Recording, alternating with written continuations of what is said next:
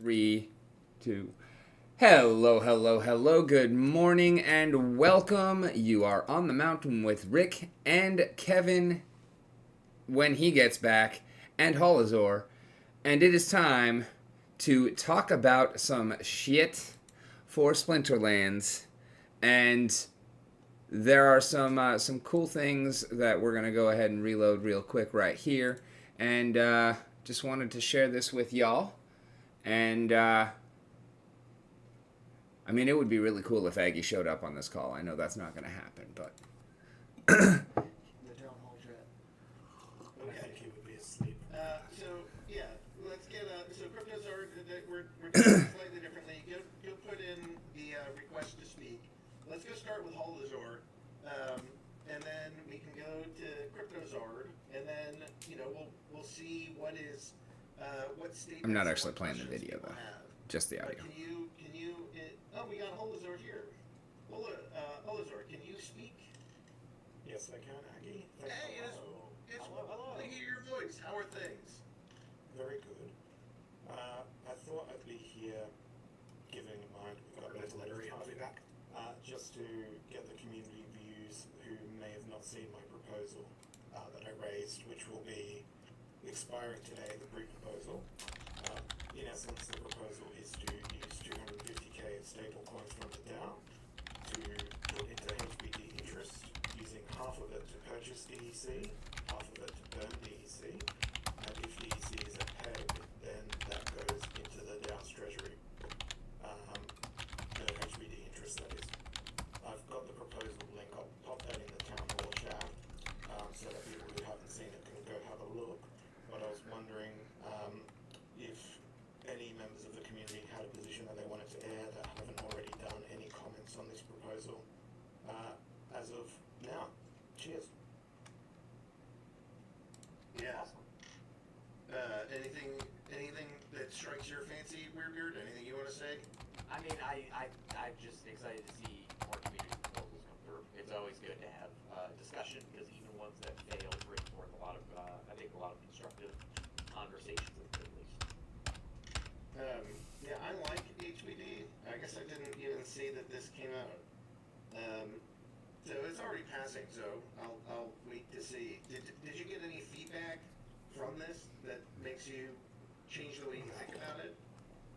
I think the only feedback and concerns that have been raised are those with HBD liquidity, potentially not being able to absorb 250k all at once, which is a very fair criticism. I also did consult several members of the community before writing the post, so I think I'm going to possibly have my hubris claim me here, but I believe this is the first proposal that's been published by a community member that's had no edits during its pre-proposal phase on the original Hive post, so I like to think that I've come to a fairly well-balanced and happy medium between my ideas and previous proposals. All right. Yeah, I mean, I like HBD. I think it's a good one to hold.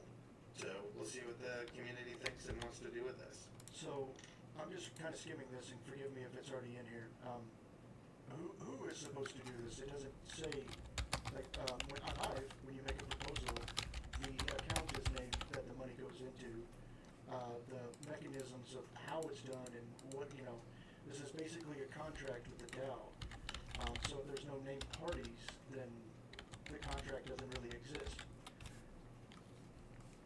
Yeah, I was making the assumption that this would be an activity carried out by a representative of the DAO, given that it's handling DAO funds.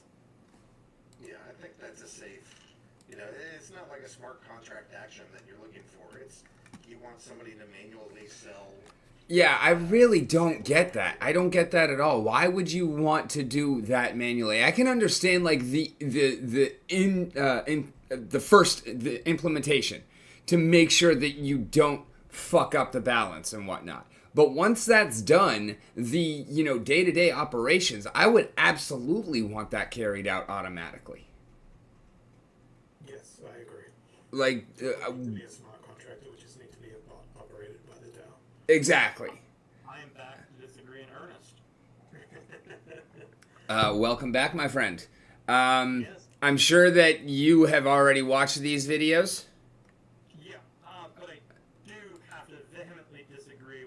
that should be undertaken by smart contract and automated. Why? Unless process automation. Right. Robotic process automation. Yeah.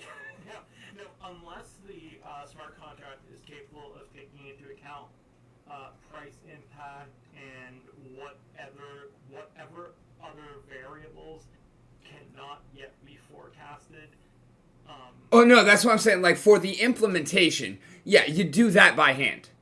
But once it's done, as far as the interest that we're getting, we're going to split up this way.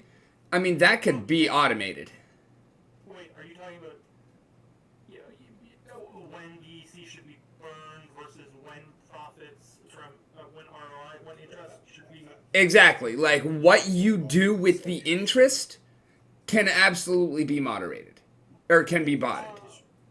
I agree with the deposit part of it for reamortization. I don't necessarily agree that the DEC burn part should be automated because we don't yet know what other intervening variables in the equation between the independent variable of Dow burns and the dependent variable of DEC price might be in place. Well, the mechanism is if below peg, 50% is burned, 50% goes to the treasury. If not below peg, no purchase. HBD compounds in interest. But we want to optimize the part that's burned, that's used to purchase DEC and then burn, in a manner that does not allow for exploitation. So what I'm saying is that hard coding it as a smart contract from the time of Generate a random number to determine the time of purchase during that 24-hour period, which cannot really be done by a smart contract. It doesn't need to be a smart contract, but it can certainly be done by a script. I think there's this obsession with smart contracts that we have that's I'm not actually saying that it needs to be a smart contract. I'm just saying it should be automated. I'm not saying we should not have control over it, like to adjust the parameters or stop, like if something is going crazy. But I think that there's no reason that somebody needs to be taking the time out of their day to actually do that on company time. Yeah, well, the issue with the smart contract part, though, is that would make it, like, protect... Yeah, no, I understand why no smart contract. I misspoke when I said that. I totally just meant a bot. I mean, I have issues even with the notion of a script at the beginning, because I feel... Well, I mean, I'm okay with that for the beginning. I think this maybe should have been in the proposal, or maybe a subsequent proposal for implementing... A proposal might be too overreaching, but there needs to be a period during which the actual effects of the Dow burns are measured so as to optimize how Dow burns occur in terms of size and frequency. So, not even 100% sure we can say, hey, we can build a script till it's at peg. I'm a little skeptical of that now, that I think about it a bit more. I think I can write up the skeleton of a script that would fulfill the mechanical elements. I mean, I think I could write this shit in Google Sheets.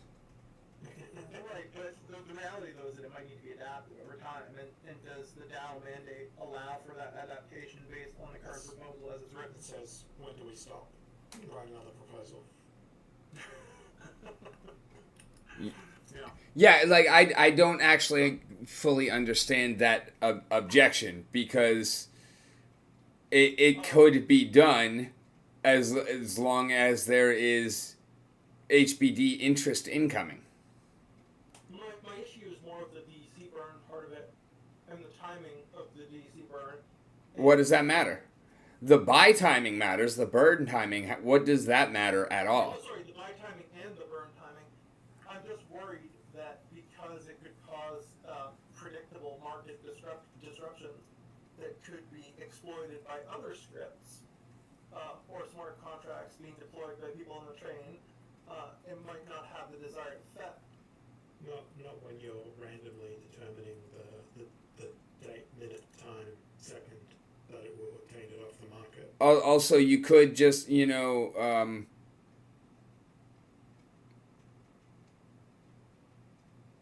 set your prices based on average prices and just, float the buy order. That way you're getting it at, it's getting it at whatever price it wants to. It's setting that buy order. If it sits for a little while, then, I mean, it...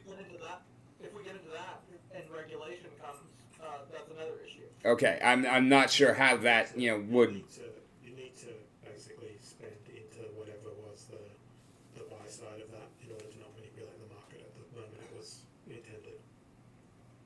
Okay. But even with that, how are people... Let's say the DAO has 10 HBD to spend on a given day, and it's determined it will purchase it at 3 a.m.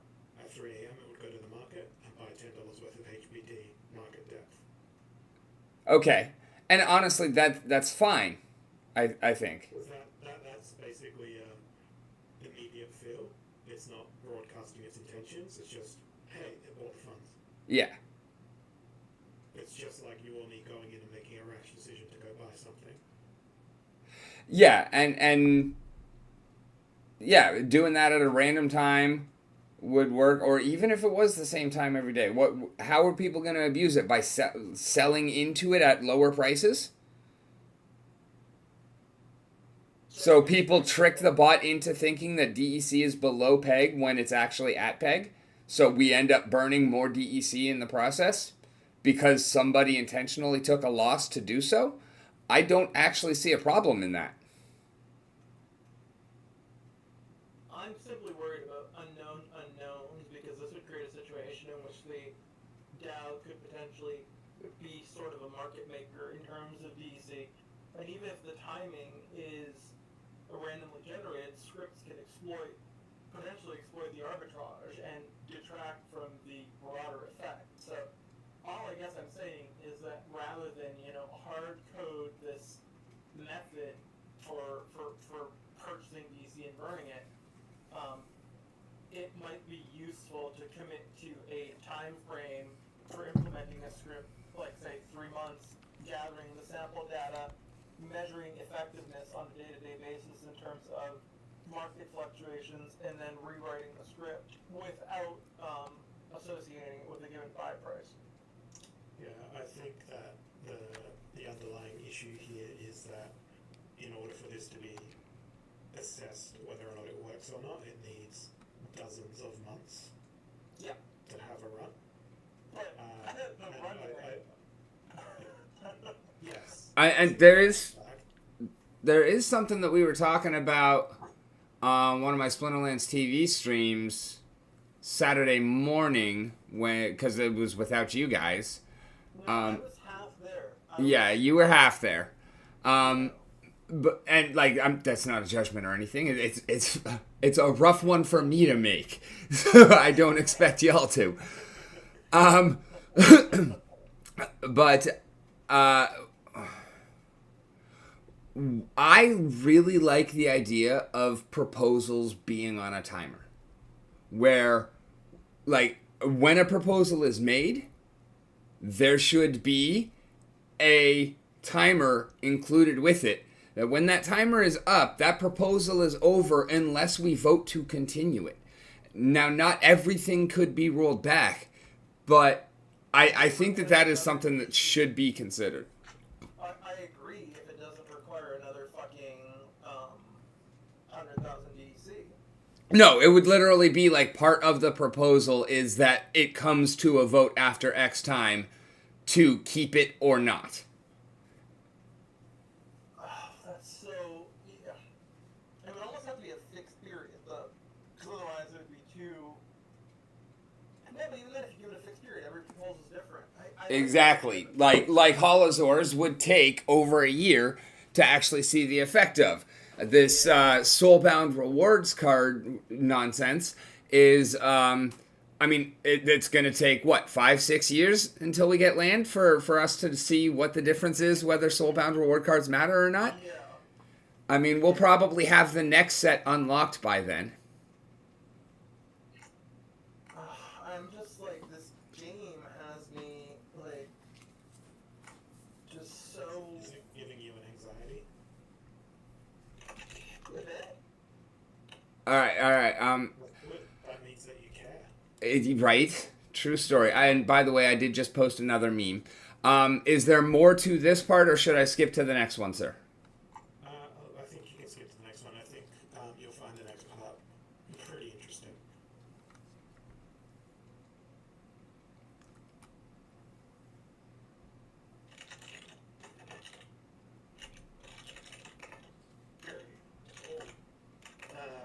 So what's your question, comment, suggestion, whatever? What's on your brain?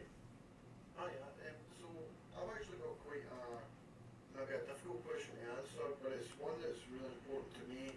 And I know you've said this before, and that's that, I think the markets are going to fix a lot of the problems that we're facing over the last 2 years.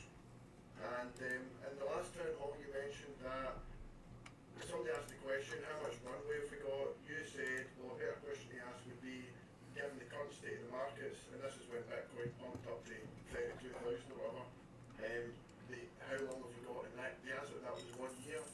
So what I'm wondering, because I think the next rule will probably be towards the end of next year, or maybe... Kevin, stop typing. You're too loud. Can we get to the next rule cycle guaranteed with Splinterlands? Because that is what I think is really going to, make everything better. Nothing is guaranteed, but given current market conditions, we will make it to the end of 2024. Okay, great. I mean, that's kind of what you said in the town hall, but obviously, you guys know how to extend that. Let's say we need to get to mid-2025, you guys could pull that off, or whatever. Yeah. Projecting out to 2025 is almost insane. I think we're in a bull market, and I think this bull market will extend for a while. And if we're in a bull market, it's not a question. We'll just make it, and actually things will be pretty amazing. If we stay in chop to then, I think we will be okay, even all the way through 2025. I mean, at some point we'll have to start selling things again. But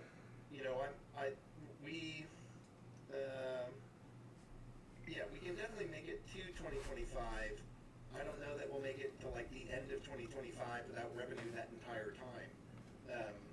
But there's money here. We're okay, and the one outcome that would be really bad for us is if the bears are right and we go back down to 10,000, we stay there for a while. That would be pretty devastating to the company. So that's the risk. And I don't think it's the risk to Splinterlands. It's like the risk to everybody that operates any kind of entity. That's pretty much true, yeah. So we'll see. Under current market conditions, we're okay for a while. So, we've been... No, that's fine. I get perfectly fine there. Thank you very much. And I'll let you crack on with answer other people's questions. Rock on. All right. I think we're doing after...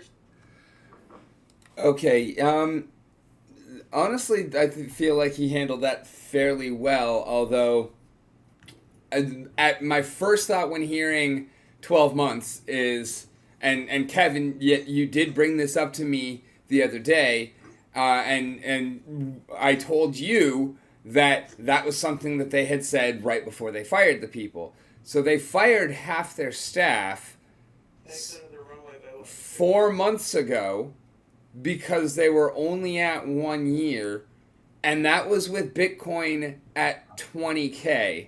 Now Bitcoin is 30K. And they have 1 year? And we're presuming this is not as a result of them spending more on dev time, obviously. Like... But at the same time, I don't know Aggie. I've never really interacted with these people. I have to give him kudos on one thing, and that's transparency. Yes. Absolutely. And that's one of the things that, like, even this entire time, while I disagree vehemently with many decisions made by the team, I still trust the team because there is transparency. I don't trust the team. Well, I trust the team to a point. And the point that I give them is transparency. Yeah, that's fair. But, I mean, at the same time, and I mean, I might sound cynical as fuck here, which I am, transparency can be a very useful and handy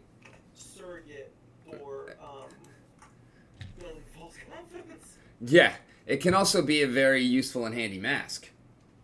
Yep. So I'm a little bit torn by it. At the very same time, though, it's like I just thought when I was talking to Halsor before I had to read this before, it's like, well, you were there too, sorry.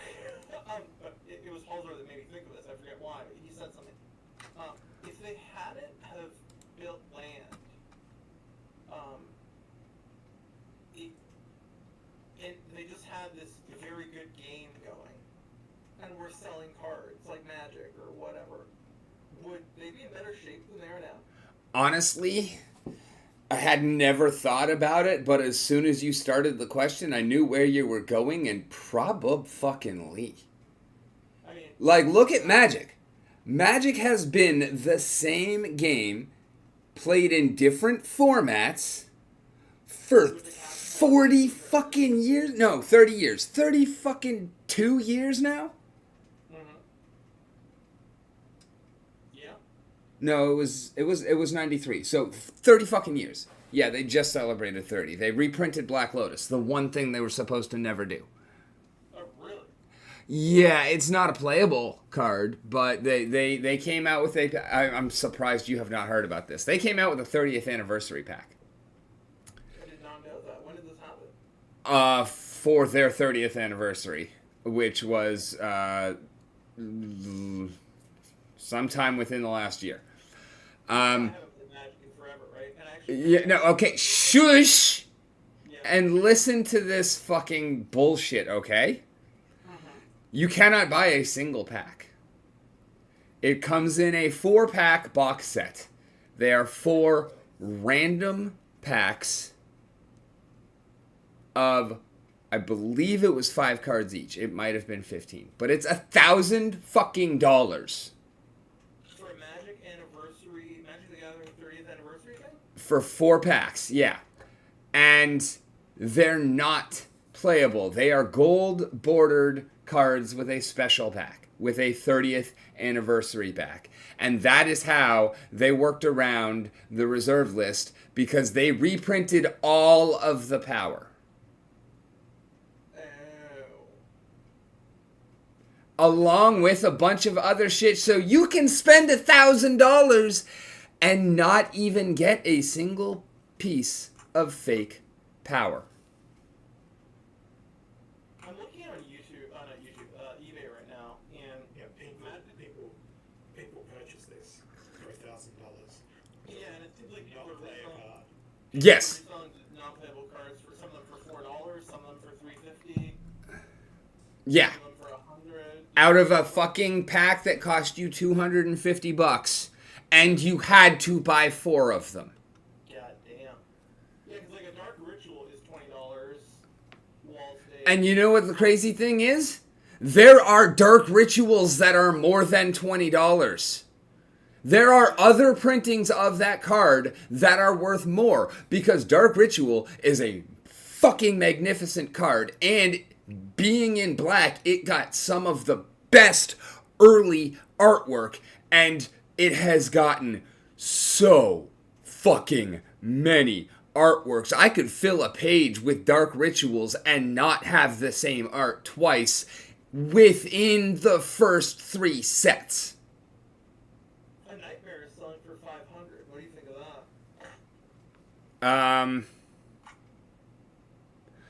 Honestly, I can't even picture a fucking Nightmare as a Magic card right now. You said Nightmare, and I picture dodge everything and blast. I am a Splinterlands player, sir. Yeah, I need to ask you though, because I'm doing some. Primark Inc. is doing some market research regarding collectible card games and just cards in general. So yesterday, Primark Inc. acquired a quote-unquote new Magic the Gathering repack, 500 cards. Oh. Never do that again. Unless, if it's for content and you know how terrible it is, then I guess go ahead. But yeah, never. As many different cards as possible for a very low price. Yeah, repack's not a good way to do that. What would be the best way to do that then? Collection. Oh. Even if the repack was only $20 Canadian? It was $20, and you're probably going to get 180 cards out of it, and of those 180, 60 are going to be land. Yep. No joke, this is not a question of quality. This is really just volume. Do you have a better recommendation? Collections. Like, seriously, do you know how many people are trying to just move volume? I had a box of bulk cards that could not be sold as anything but bulk, but were already separated from the rest of my collection that I had forgotten to take with me when I went and sold my collection, where I got basically bulk pricing on all of it. So you know what I did with it? You recycled it? I found out exactly how long it takes to burn 2,000 Magic cards in a box. It is not an easy process. I can imagine. That is a lump of fuck you right there. Yeah. So I have literally burned Magic cards in addition to Splinterlands cards. That's pretty fucking fun, though, I have to say. Yeah, no, I need volume. I'm looking at collections right now, it's just none of them are from Canada, and none of them have reasonable shipping. I wish you had come to this fucking conclusion like a year ago, though, bro. Because seriously, I don't know if you know how badly I got ripped off selling it to stores, but I do. How much did you get? Well, when I took the whole collection, I got less than 600 out of it, and that was roughly 15,000 cards. Yeah. Damn. Yeah, you want volume? So, going back to the question about what if Splinterlands never released land, and this is sure to be highly inflammatory to all the Magic the Gathering players, why is land so worthless in Magic the Gathering? It's actually not. Land is the most important part of the game, but it is a part of the actual gameplay, and it is literally the basis of your deck. And it was there from the beginning. It wasn't promised for 3 years and still off in the ether. See, how was my world-class trolling? I love it. Because I feel like it gave me my own opportunity for some pretty good trolling, too. Yeah. But, like, land plays a pivotal part in Magic the Gathering because you need that to be able to spawn your monsters. Because you protect yourself as the mage or whatever you're referred to as Planeswalker, isn't it? Yes. Yeah. See, I know a little bit about Magic. And yeah, it's the first thing you do. Yeah, like literally step 1 in the game is play a land. Because you can't fight people if you're not walking on land. There are exceptions to this rule, but in general, Of course. oops, no lands is a thing. And you know what? I would still get fucking flooded. I could play oops, no lands and still get flooded. Where the fuck is my merfolk deck? I'm looking at fucking, collections, and There it is. repacks do seem to offer the most, volume.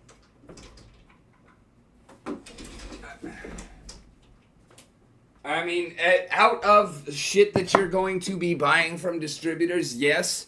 Yeah, you're probably correct. If you are looking for straight up volume, that might be your best bet. However, repacks are the equivalent of, like, taking the worst part of Walmart and just throwing your fucking money at it.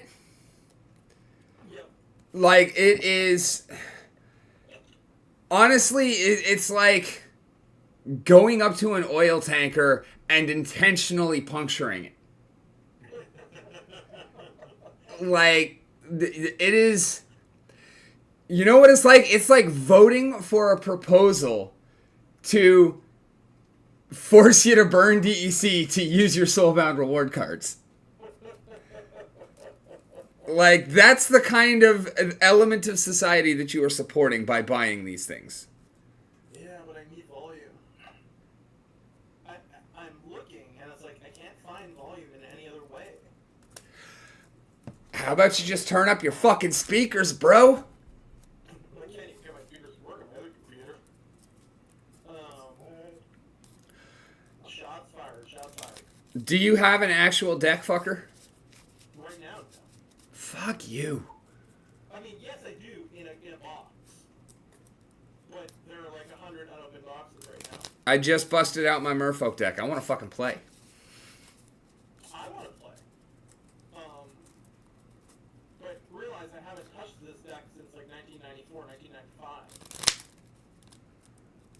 Well, do you want to play a perfectly built deck? How would I do that? Just look up fucking like tournament winning decks. Just find a list that you want and then go to tappedout.net. Tappedout.net? Yes. What the fuck is tappedout.net? It's a website. It's a deck building tool, and it is an amazing thing. Like, when you get serious into deck building, this is the way that you want to do it. But who am I going to play? You're going to run a test of the deck wherein you get to actually play it, and you're going to tell me what the fuck is happening, and I'm going to tell you what the fuck is happening, and you're going to get swarmed by merfolk. Oh, okay. So pick any deck that you want. I don't care. I am playing a modern merfolk. Oh, you mean we could play this on stream, you're saying? Actually, yeah, I can share your side of the board to them without looking at it. And I can look on my monitor just at your board state. But I don't really have a great way to share mine. How so? Because I'm playing paper. What do you mean you're playing paper? I don't get it. I mean, look on the stream. I'm holding it in the camera. Like, I'm playing my deck. Right? I get that, but I don't get your point necessarily. I'm not playing on a website, so I can't show you the website. But if you had a camera on your table and I had a camera facing down on my table, how would this not work? I don't have a camera facing down on my table. That's how. Oh! I don't have a camera for playing, like, mine is lateral.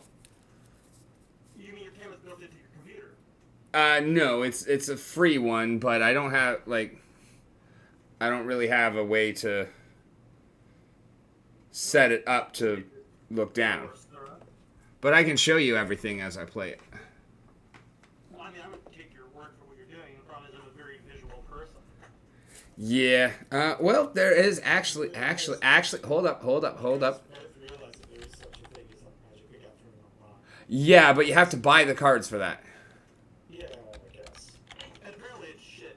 It's terrible shit. I- Website that hasn't been pursued by copyright people. I mean, it's been 30 years. No, I'm Surely somebody.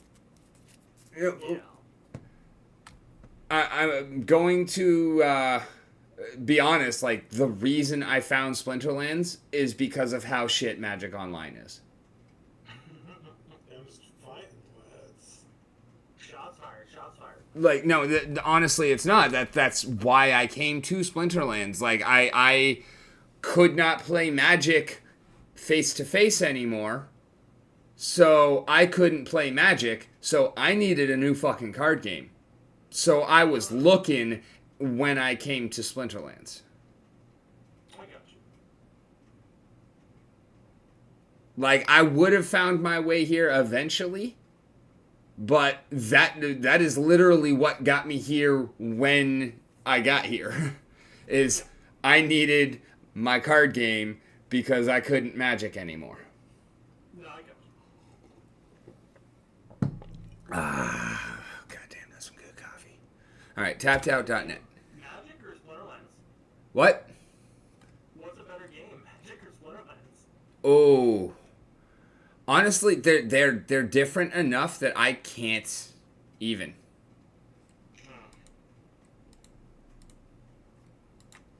Oh shit.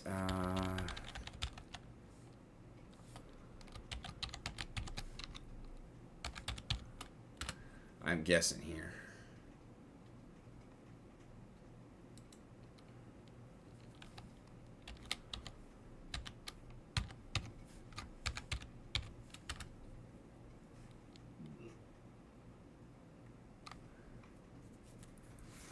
Fuck balls. Wait, no. Decks. Search. Modern.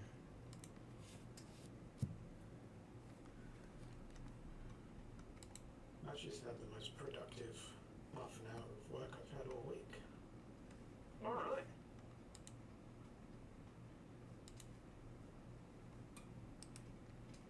Congrats. That's a little off-putting because I was talking to you. So you're saying you're playing modern Magic the Gathering, right? Yes. What sets are included in modern? Pretty much everything from 8th edition forward. So, a huge list of cards. You can build very powerful decks. Modern is basically a turn 4 format. Okay. Most games, they might not actually be over by turn 4, but they're effectively over by turn 4. Okay. In a lot of cases. Legacy is more of a turn 2 format. And like that's one of the things that like they really keep in mind when it comes to like banning cards and combos and shit like that. They try and keep modern a turn 4 format. A lot of times broken ass shit comes out and modern becomes a turn 2 or turn 3 format for a little while. And then shit gets banned and it gets back to 4. That makes sense.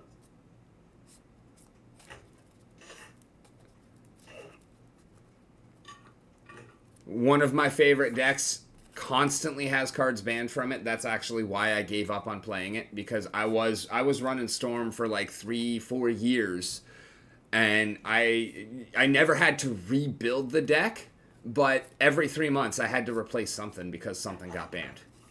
Yeah, that's a pain in the... And it's so crazy because I still always had another option, and I still always have other cards fighting for those slots. Like every 3 months I'd lose something. Every 3 months I would gain something too. It was fucking crazy.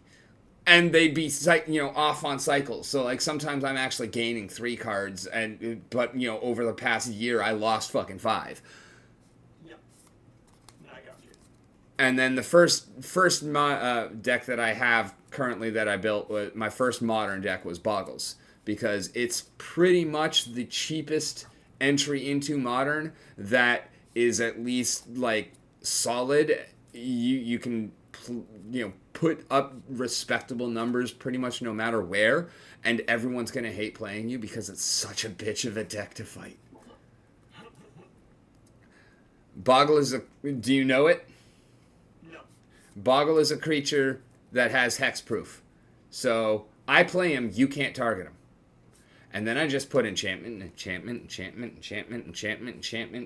So by turn 4, I can have a slippery Boggle that is gone from a 1-mana 1/1 hexproof into a fucking 11/11 first strike, trample, vigilance, flying, life leech.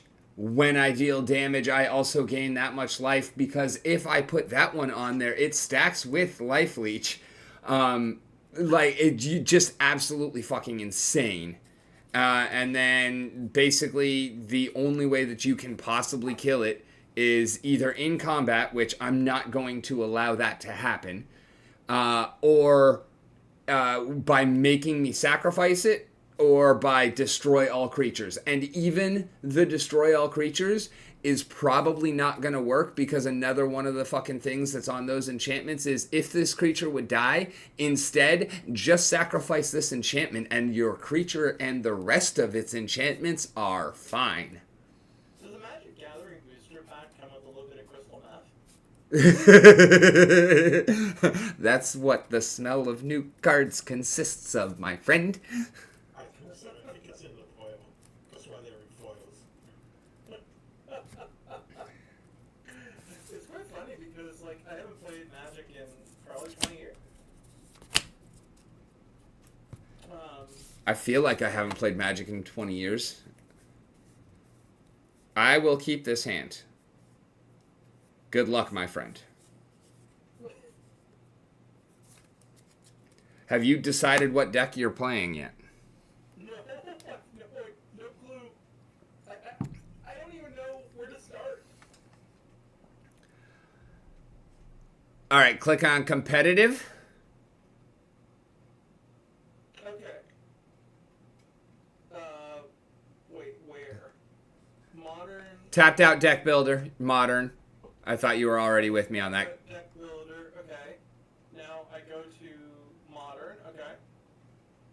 All right, and then scroll down, look at the names for something that pops out to you. Okay. I like mechanized destruction.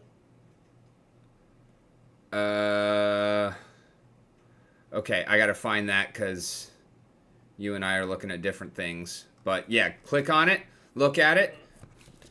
You can tell me what it is, and I can tell you roughly how it's played, or it might have a guide to how it's played in there. Okay. It has. I'm going to do what is human. Okay. Oh, am I playing both of y'all? I like this. I like this. Two on one team up.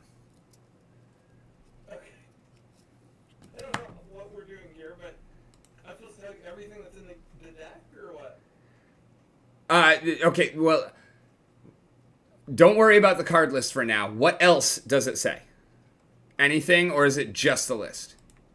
Our sole purpose is to get the gigantic shit on our opponent's ability to play a fair game of Magic. Okay, read it to yourself, not me, because you don't want me to know your strategy. I don't want to know what you're doing. I want to be caught by surprise. Y'all know I'm running Merfolk. Prepare to get swarmed by Merfolk.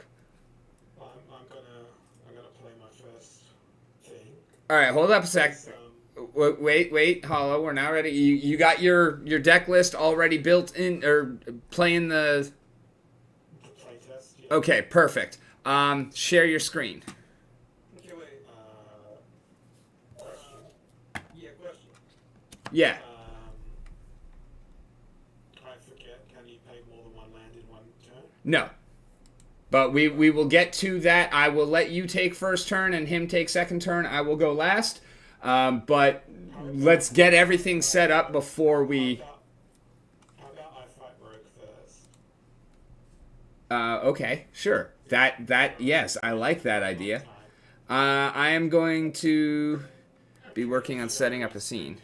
For... Yeah, I need to open it on this computer then. Abdo. God You damn should it. be able to see my screen. Negative. Deck builder. Oh, I forgot to press the share button. My bad. That'll get you. Is it Mac? Give me a second, guys. There we go. I'm gonna have to maybe change deck because I'm not sure I can use this one. Get out here. And play test.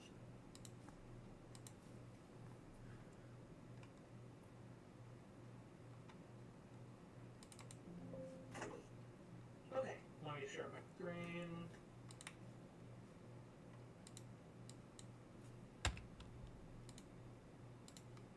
Yeah.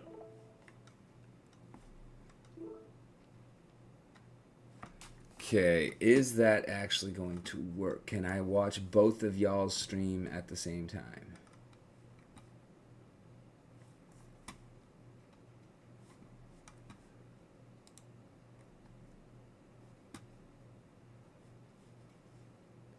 kind of forget how to play.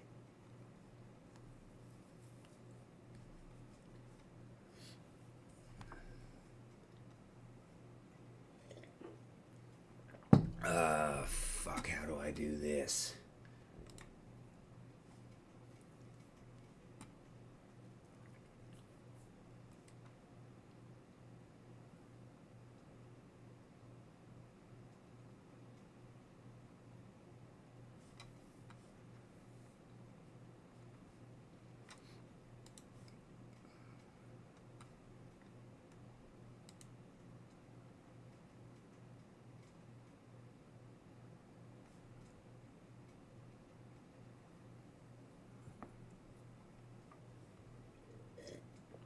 Ah.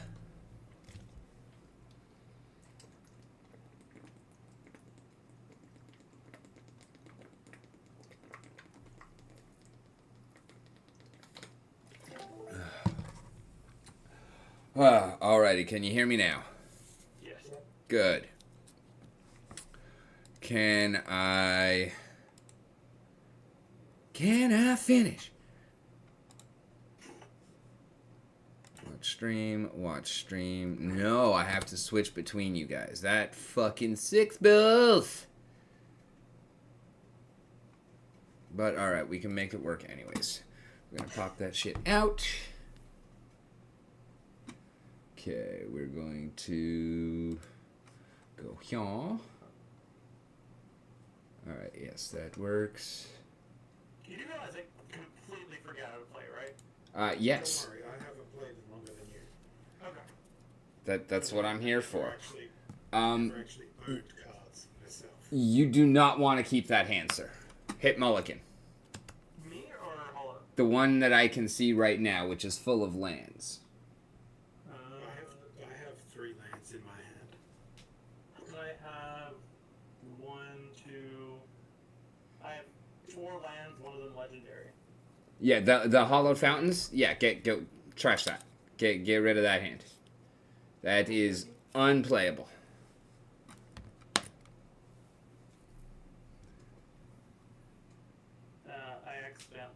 I need to sort of. Now. Now that is better.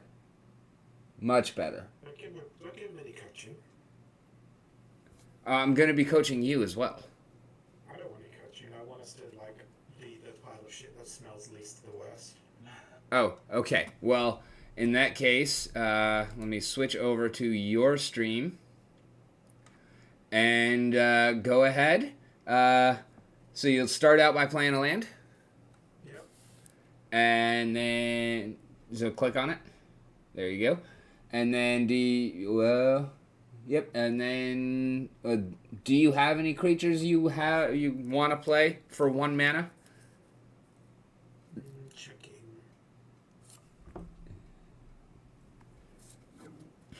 I will tap. I will play this for 1 mana. It is an artifact creature, human soldier.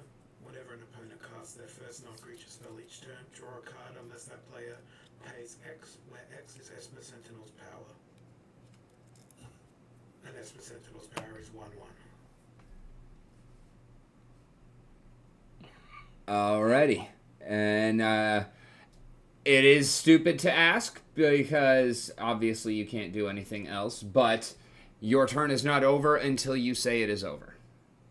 I believe it would be over because there is nothing else that I can do. Alrighty. Rogue, your turn. I will play one of these 2 lands, but I forget.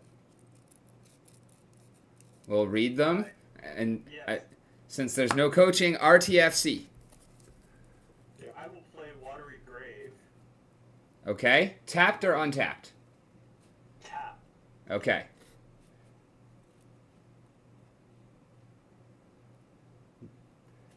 And that gives me 1 mana, right? No.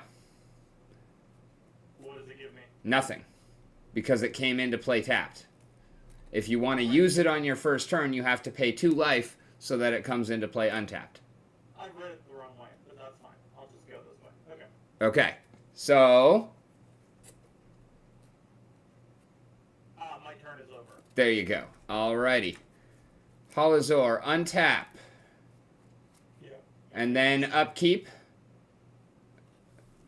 Oh, you already started. Okay, fine. Yeah. Did you actually use the next turn button, or did you just... I use the next turn button. Okay, cool. So there's something that you missed when you hit that, because it untapped for you, and then it drew you a card. What you did not see happen is the untap step, which is in between those two, or is the upkeep step, which is in between those two, because nothing happened right now, but you want to know it's there, because if you see a card that says upkeep, it means that. Yeah, but I don't have any of those currently, so it doesn't matter. It does matter because you don't know if he does. True. But double tap. Play this guy. That's a 1 and a white, correct? Yep. Creature, human soldier. Each other human you control gets +1, +0, and has ward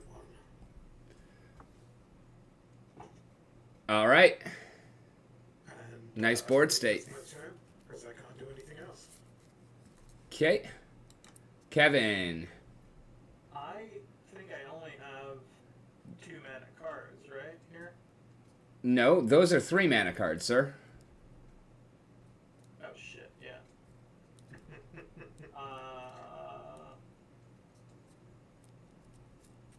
I guess I will play another land. Okay, so now you can make 1 white and 1 blue, or 1 white and 1 black. What do you mean by make? When you tap your lands, they produce mana. Yeah. So you can make 1 white, and then that one can make 1 blue or 1 black. Oh, okay. Yeah. Okay.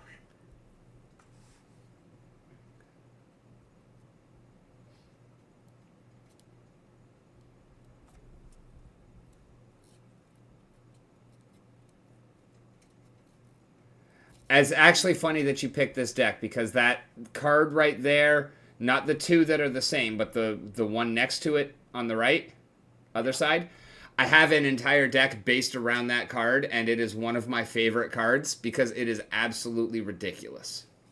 But it's a 4 mana card, right? It is. You can't use it right now, but it is absolutely fucking ridiculous, and I love it. I don't have any cards I can play. You can technically play that one, Yeah. but actually, no, you probably do.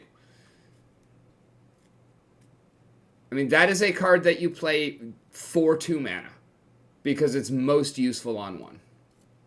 Okay. So now click on the Chalice of the Void. You should be able to add a counter or something like that if you right click. Okay, don't worry about it. It will be untapped. Not that that actually matters. Artifacts do not shut off when they tap, although they did in the original rules. Okay. Well, I think my turn is over. Yes. Okay, we are back to you, Hollow. Okay, I'm hitting next turn. Thank you for waiting until I'm on you beforehand. Alrighty. And I will play another land.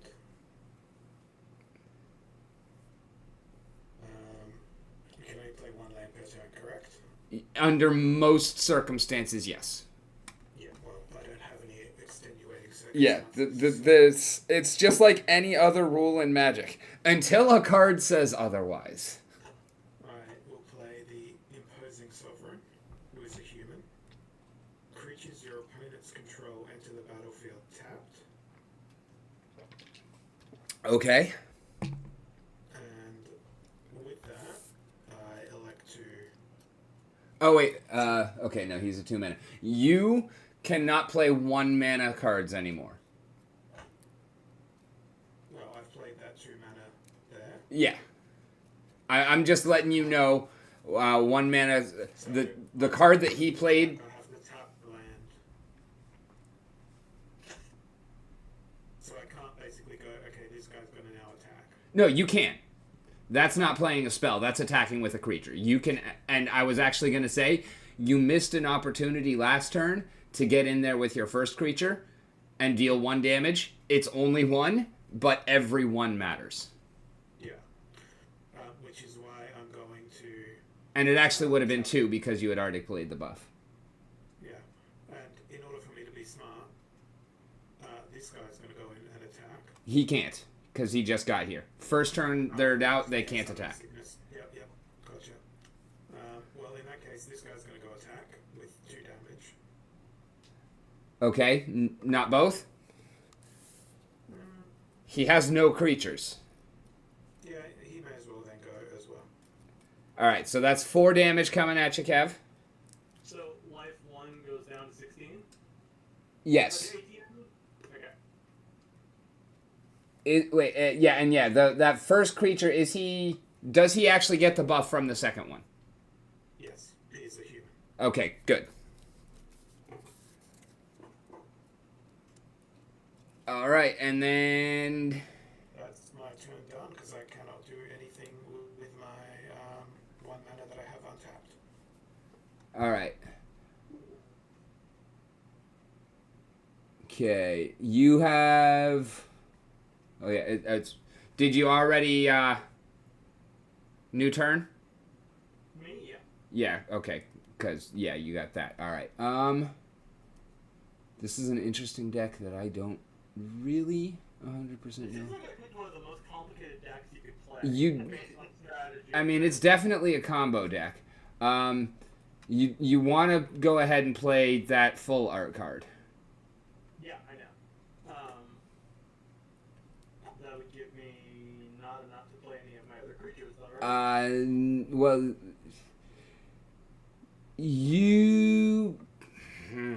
I'm not supposed to be coaching you. You can play the 3 cards on the left and the 1 on the right. You can actually play all of them. That one doesn't really... Actually, you can't play that because you don't have a target for it. You can play those first 3, though. Oh, However, they will enter combat tapped. that's fine. So I can, if I tap this one and this one, I can generate the 2 mana I need, right? You need 2 for the 1 on the left. You need all 3 for the other 2. Okay. Because it's 2 plus 1. Yeah. Alright, so he plays a Ghostly Prison, which is an enchantment that says creatures can't attack you unless their controller pays 2 mana for each creature they control that's attacking you. So It's like after, right? that affects Holozor. It doesn't affect you. Oh, so I don't need to tap it? No. Also, you will almost never tap an enchantment or an artifact. Artifacts, actually, a lot of them do have tap costs, but there are, I think, 3 enchantments in the game that have a tap ability. Oh, okay. So I'm ending my turn, I believe, right? Yes. No, he's played a creature with an ability or not? No, he has an enchantment with that ability. Okay. He has an artifact, which is shutting down your 1 mana spells. Oh, by the way, actually, let me switch back over to his. Rogue, zoom in and hover over the chalice for me real quick. Chalice, top right. The first card you played. First spell you played. Alright, Chalice of the Void comes into play with X counters on it. Whenever a player casts a spell with converted mana cost equal to the number of charge counters on Chalice of the Void, counter that spell. So, if either of you plays a 1 mana spell, it immediately gets countered. Yeah. And next turn that would be a 2 and... No, right? it does not automatically increase. You played it on 1, it is on 1. Oh, I see. Okay. I thought it did that. No, you're thinking of other cards, such as the one that I run in Merfolk called Ether Vial. Good. Alright, now back over to Holozor. So, Hitting next turn. alright, untap, upkeep, draw. That is done. Playing legendary land. All right, that is Special at this stage. El Ganjo, Seed of It's the an Ember. ordinary land unless I channel it, in which case I did get to discard a card that is not in my hand, so it's irrelevant. Yeah, it's just a plains basically once it hits the battlefield. That's an in-hand ability. So I am going to double tap, play a new creature, which again does +1 to all my humans. Every other human, that is. Yep. And on that, we will go 3 attack, 3 attack, 2 attack, 3 attack. total of 6 attack. No. Plus 7. 8. You now have 2 lords. This guy gets 3, this guy gets 4, so that's 7. No. Okay, you have 2 lords, and lords don't affect themselves, right? So this guy in the middle gets the one that you. Okay, Just I untap all of them, and we'll start from the left, and I'll count for you. This first one is 3, because he has 2 buffs. does he not have 3 buffs? 1 from each of these? Is that one also a buff? Yeah, each other human gets +1. That one is not a buff. That one does not. I apologize. Yeah, so you have 2 lords. So he is a 3. 3, He's also a 3 because he doesn't affect himself. 6, and that's 8. No, he is a 4 because he gets affected by both of them. Okay. So it's 10. What's the prison do here? He has to pay 3 mana to attack with 3 creatures. Or no, you actually, Hollow, you can only attack with 1 creature because you have to pay 2 mana for each creature. Right, so I would then be wisest to attack with, Just him because he's 4, exactly. and he also does not then influence other things, so if he dies, I don't lose my +1 bonuses. Exactly. See, I know how to do strategy. Alrighty, so Kevin, you have 4 damage coming at you instead of 10, thanks to that spell. So I'm down to 14. 12. 12, because you took 4 previously as well. Oh, yes, my bad. Okay. Alrighty. That is the sum total of the actions possible. You don't want to say that. You just want to say that's the end of my turn. Or it's your turn. It is, but you don't want to give your opponent that information. There are ways to play even when you're tapped out, especially in Modern. So you just want to pass the turn and not give them any other information. Very good. I accidentally played hard. Okay, there we go. I clicked on it by accident when my turn had not yet started. It's all good. You fixed it, and he didn't see it. And if he did, oh well, you just gave him information that he didn't need to have, and it's your fault. I'm not even looking. I'm playing blind. It's all good. But it is your turn. Go ahead and new turn. For me? Yes. Yeah, I ended my turn already. No. You didn't start your next turn, did you? I believe I did. Your last turn, you played the Ghostly Prison, and then Holozor just took an entire turn after that. What turn is he on right now? You will be on your 3rd turn. Is my Because next it says I'm on, thing back it says I'm on turn 4 right now. Well, then you hit. He's 1 turn ahead because I'm on turn 4 too.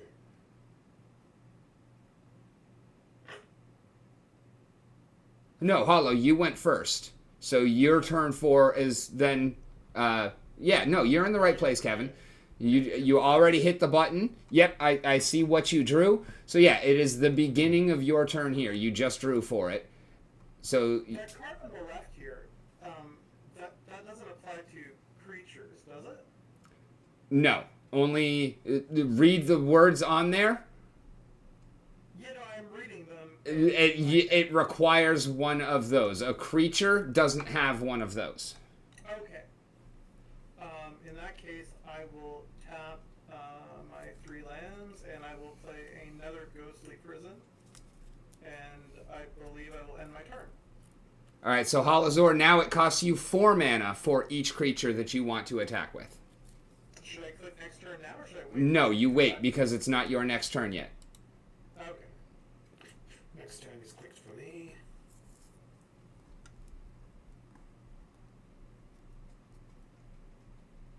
Oh.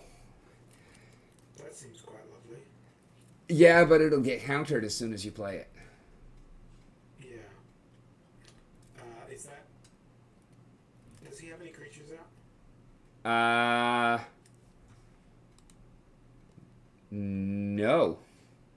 I don't even know if there are any creatures in my deck. There is one. You have one in your hand.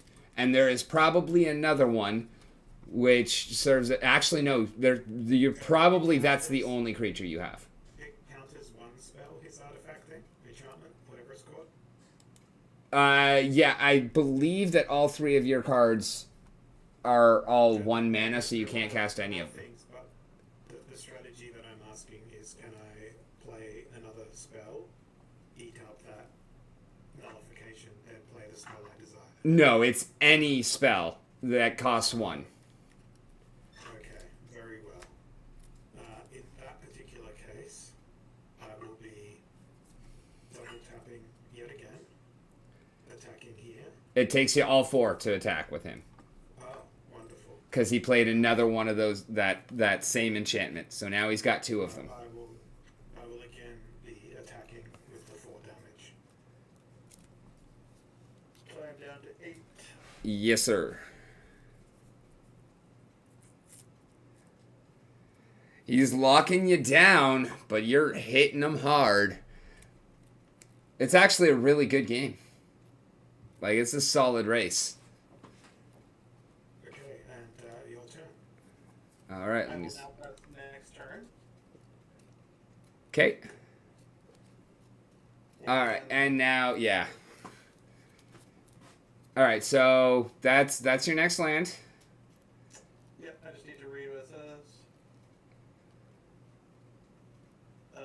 How do I do this, Rick? What do we You got? play it, Yeah, and then you tap it, yeah. and then you pay 1 life, That part I got, yeah. and then you put it into the graveyard. Like this? Yep. And then click on the library, view. Wait, where's that? Under the library, where the cards are. Oh, wait, odds. Okay. Library? Crap, where do we... Oh, it tells me what's in the library. Yeah.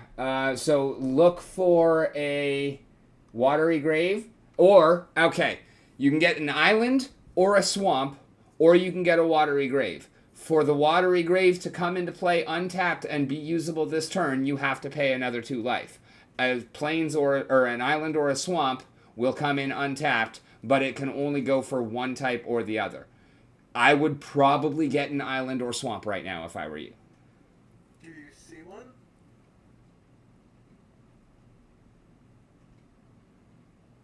No. No, I do not. So I'm playing Watery Grave? Actually, grab a hollowed fountain, because you've already got your black. I don't think you need another black source. Okay. And then, in order for that one to come into play untapped, it's still going to cost you 2 life. Or you can just play it tapped, and you just can't use it this turn. Can I start by moving it to my hand? Yes. Yes, that's exactly what you're doing. And then shuffle your library. If you click on it again, there should be a way that says shuffle. Oops, shit. That just came back. Yeah, just drag it back into the library. You're going to shuffle anyways, so. Not sure how to shuffle it. On the right-hand side, shuffle. Here we go. Should be shuffled. All right, and then continue. Oh wait, no. The Hallowed Fountain is not actually in your hand. It's in play. No, it's in my hand. No, it's in play. Oh, you mean it needs to be in play? Yes. But I need to decide whether I want it tapped or untapped, right? Yes. But either way, it's in play. Yeah, It never goes to your hand. I was mistaken when I agreed with that. The mechanic that you did is called fetching, and it goes from the deck to the battlefield. It never touches the hand. Got you. And if I play it untapped, I can use it, but I need to pay 2 life? Yes. Okay. So I will play it untapped, lose 2 life. Down to 5. And then I will play.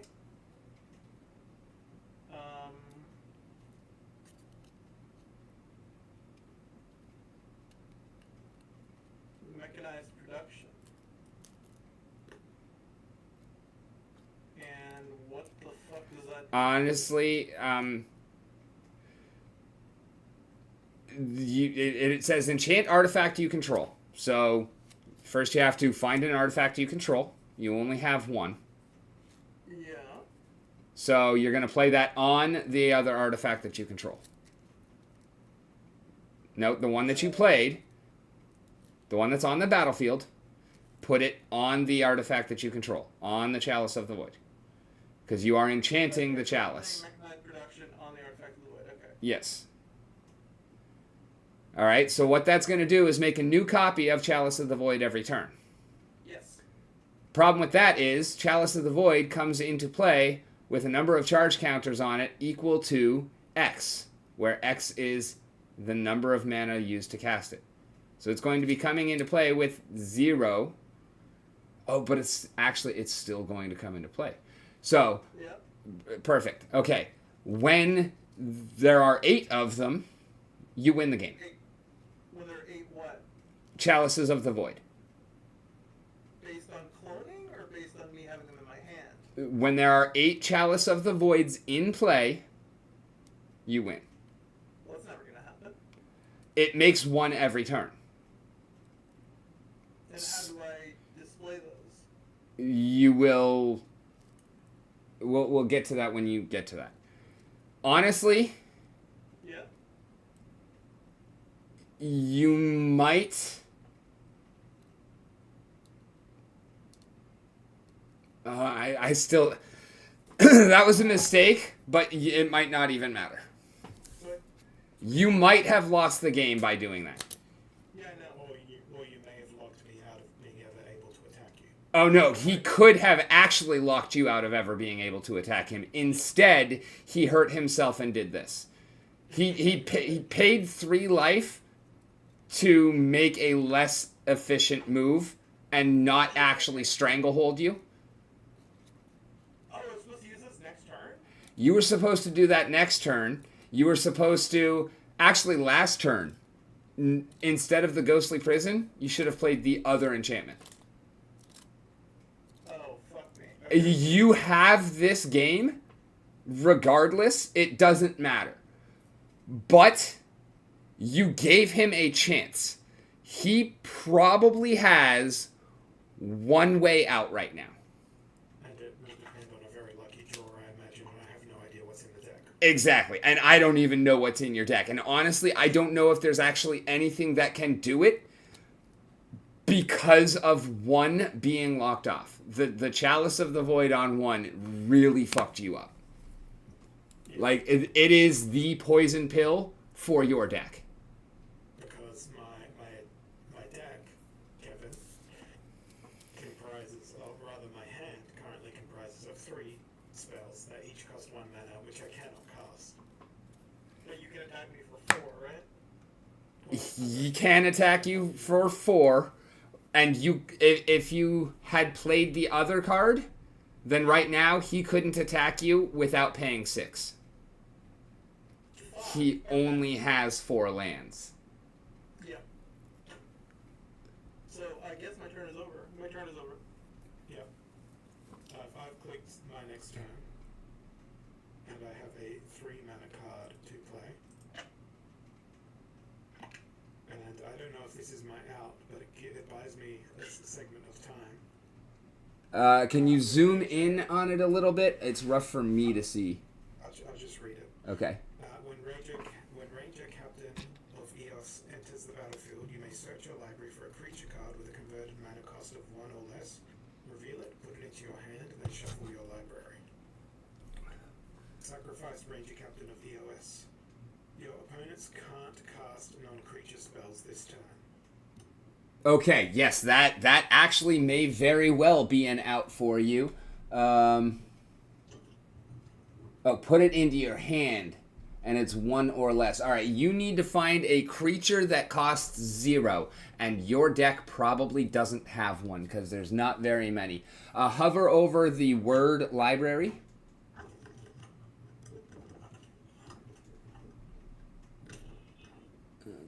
Yeah, and I have no idea. I kind of have no idea what's going on either. I'm just gonna randomly click things. Yeah, actually, you're not going to have one in there, so he's... I mean, well, you're going to get...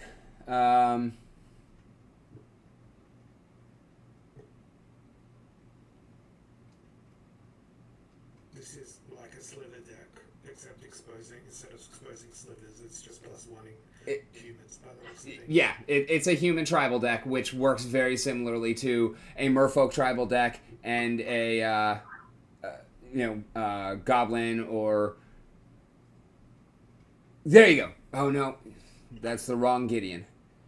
Look for a Kythian Hero of Akros. There it is. There it is. Yeah, Kythian Hero of Akros. That's the one you want. Okay, so It goes into your hand. And then shuffle is on the right side.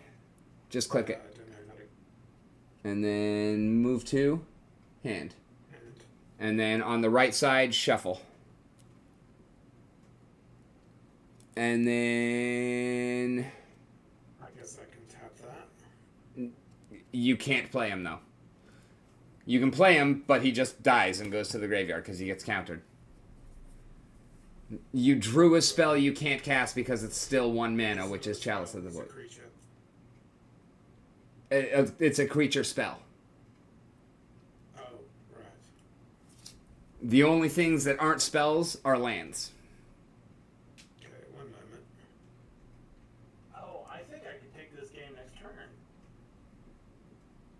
Or the turn after. If I Yeah, you You know do... what I've been doing? The Ranger did buy you another turn, though. You pretty much can't do anything else right now. No. You know what I haven't been doing? What's that? Whenever an opponent casts their first non-creature spell each turn, draw a card unless that player pays X, where X is X. Shit, you are correct. Unfortunately, mistriggers don't happen. So, Kevin can be nice and let you draw a couple extra cards. Next turn, Kevin cannot do anything unless he pays X, which will be 4. 3, because he starts at 1. Yeah. And he gets +2. So, yeah, no, that's right, actually. You...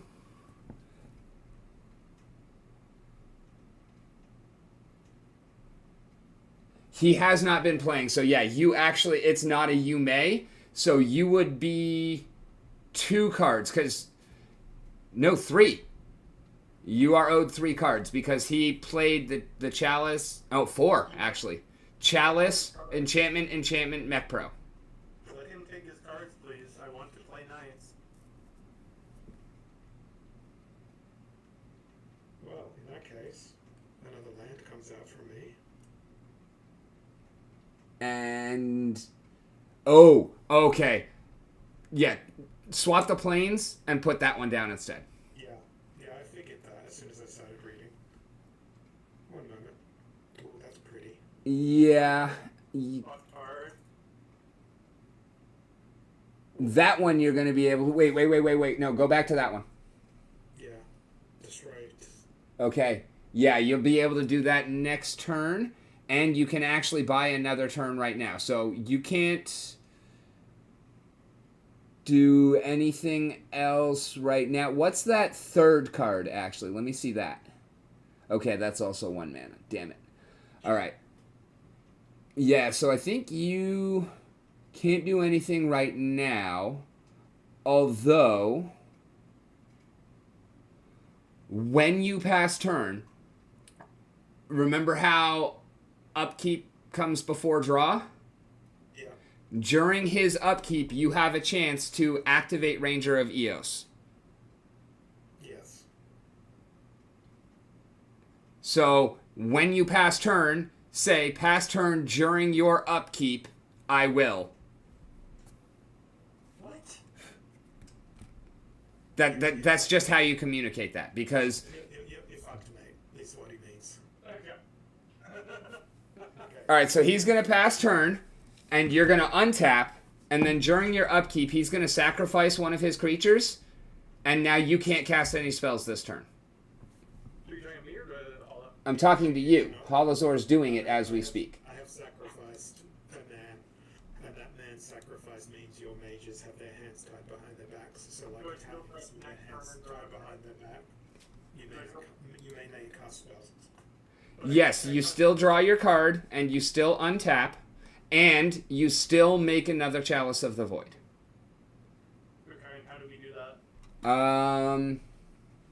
Let me... When you make your Chalice of the Void, I draw another card. No, because he did not cast a spell to make the Chalice. It's an automatic effect. It's a trigger. Right. But now, Chalice of Void comes into play with X charge counters on it. Another player plays a spell with converted mana equal to the number of charges counter off the Chalice of Void. So does it counter everything with... 0 cost. okay. Any spell that costs 1, and any spell that costs 0. And every other one that you make is going to have 0 counters. So now, you're just counting up chalices. Like, they're not going to actually add anything more. But let me go to playtest and see if I can figure out how to just... Okay, see +1 counter on the right-hand side, bottom green button?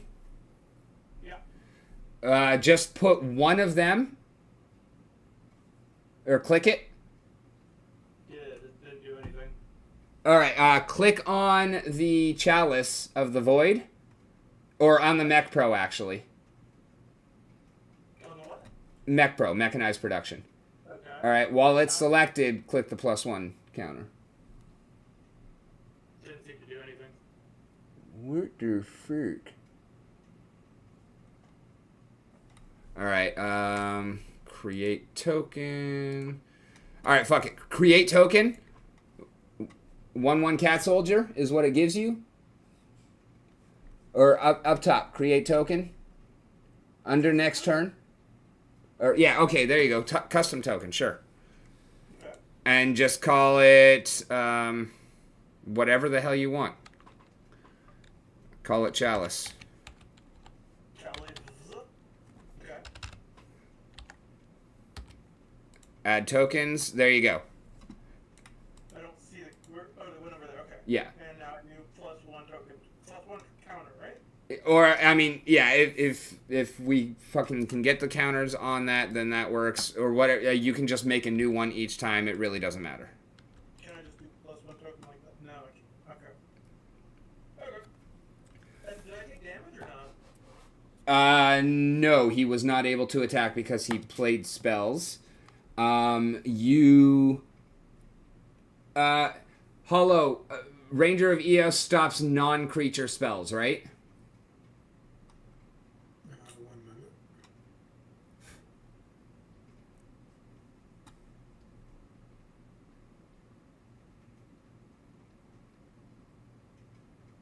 Yes, non-creature. Okay, so you can still play the one on the left. It will come into play tapped. That doesn't really matter. Okay. So I can tap my lands? Yes. And it doesn't matter which ones. You actually want to... it's only 2. And you want to leave blue available. I do, I know, actually. All right, and then go back onto your battlefield and click on him because he enters tapped. Right. To the left. Take it back now, y'all. One hop this time. All right, and then I would just to battlefield upkeep like cleanliness, put your chalice token over with these guys. I would put it underneath in that empty space, but Like there? yeah, that works. Okay. And then you would typically pass turn. Okay, my turn is passed. Okay. I'm clicking next turn.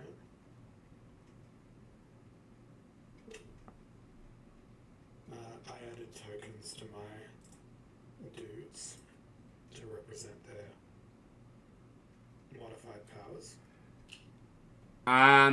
The easiest way to do that would actually just be have like 2 off to the side to represent the fact that you have 2 lords, because technically, like, you're not actually adding anything to the cards with these.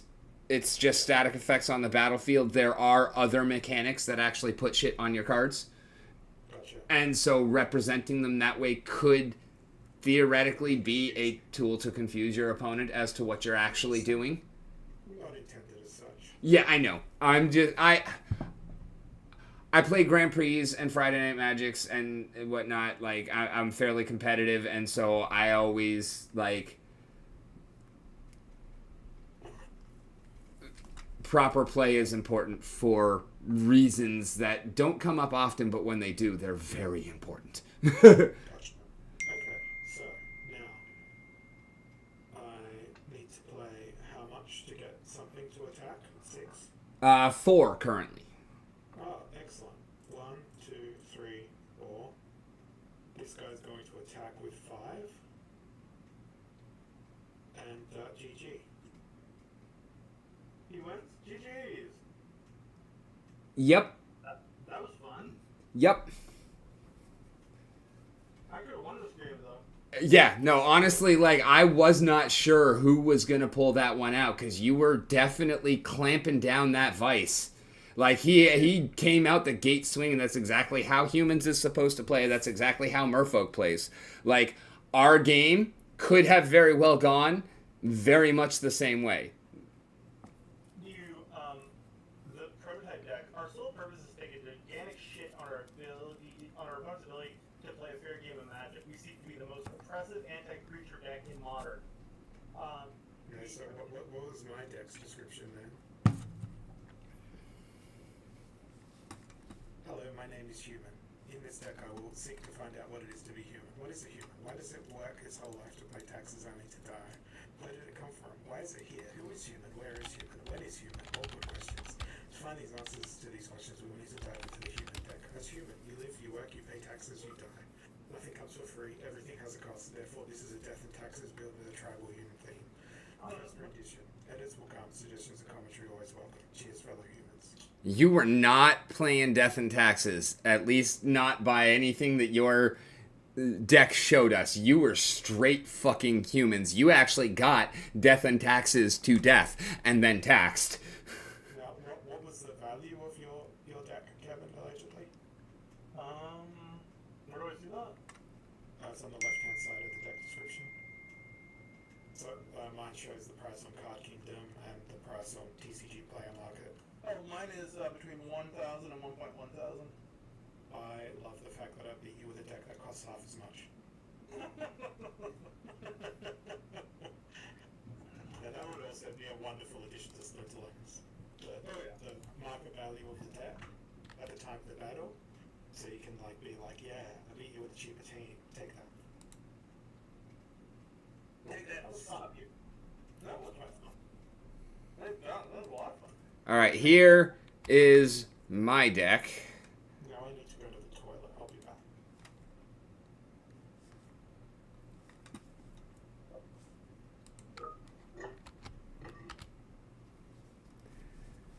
back. May or may not be 100% accurate currently. I have made some changes with some other cards that have come out. But actually, yeah, I want to play this against that deck because mine is very similar to his. But Who's gonna referee?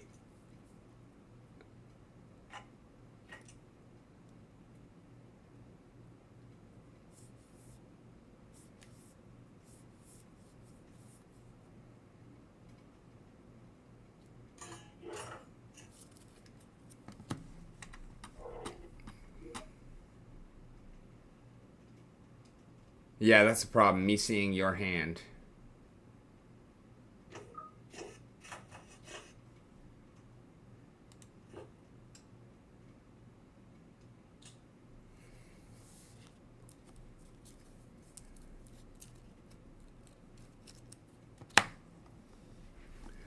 Um,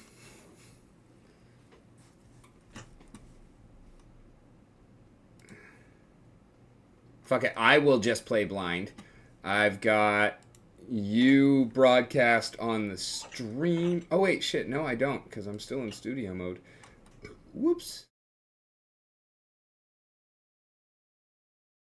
There. That's why. Studio mode. Magic. We need to add audio output capture. Okay. Add audio input capture. Okay. Mic check 1 2. Speak something. Okay, I heard that. We're good. Oh shit, that's way too loud though. There we go. Go. Okay, now we can slide that down like so. We can go whoop, whoop, and then I can add window capture, Brave primary. Okay.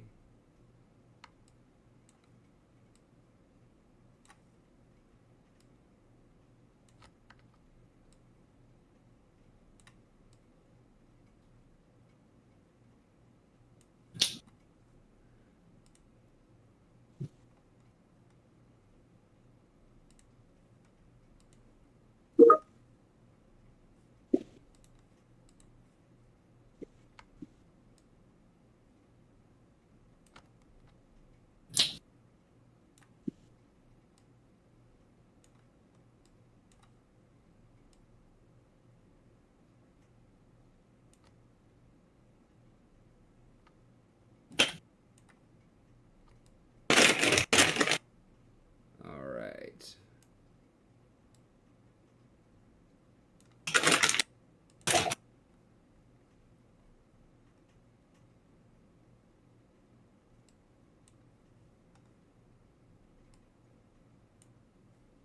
There we go. All right, fan-fucking-tastic.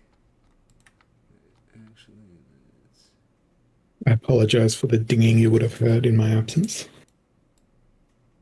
Was that the ding saying that your ass is clean? No, it was the dings of people discussing things on Microsoft Teams. Mm. Go ahead and load up the playtest. Okay.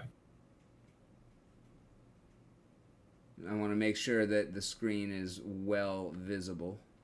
Okay, Let me- Paulo, if you I can have ceased watch, sharing my screen. if you can watch his stream and help him, like watch the stream that's in the Discord, Mm-hmm. and you can help him out with y'all's turns and whatnot. And I am also playing on stream on mine the same way. So there we go. Nope, actually we did want the Discord on top.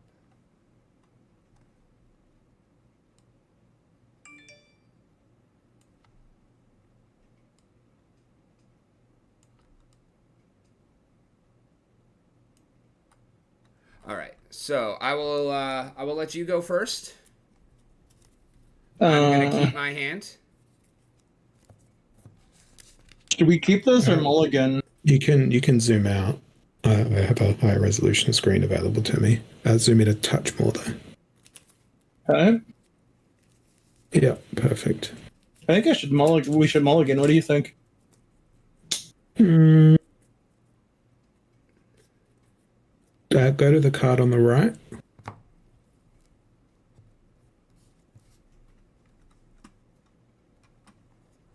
Yeah, I'd redraw. Because this one is a little intense for right now, right?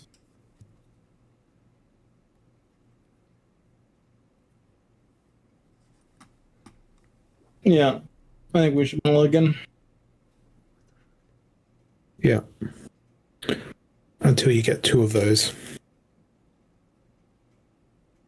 Oh, this is better. Yeah.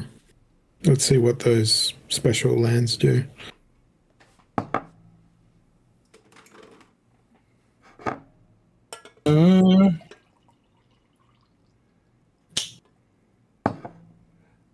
No, I think it would have been better with the other ones.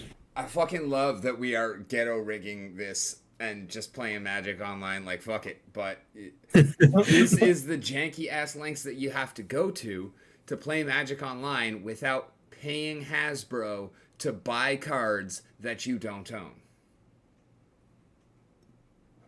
I think you should undo your mulligan, to be honest. That can't be done, but you can mulligan again. The problem is it costs you each time. Yeah, I think we should play the card on the right. I'd play that one. It'd be tap, very, right? very aggressive. Yep.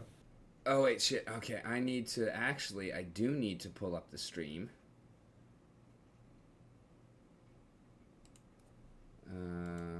This one. Then I would also do the same thing with the other one as well, Kevin. The one on the right?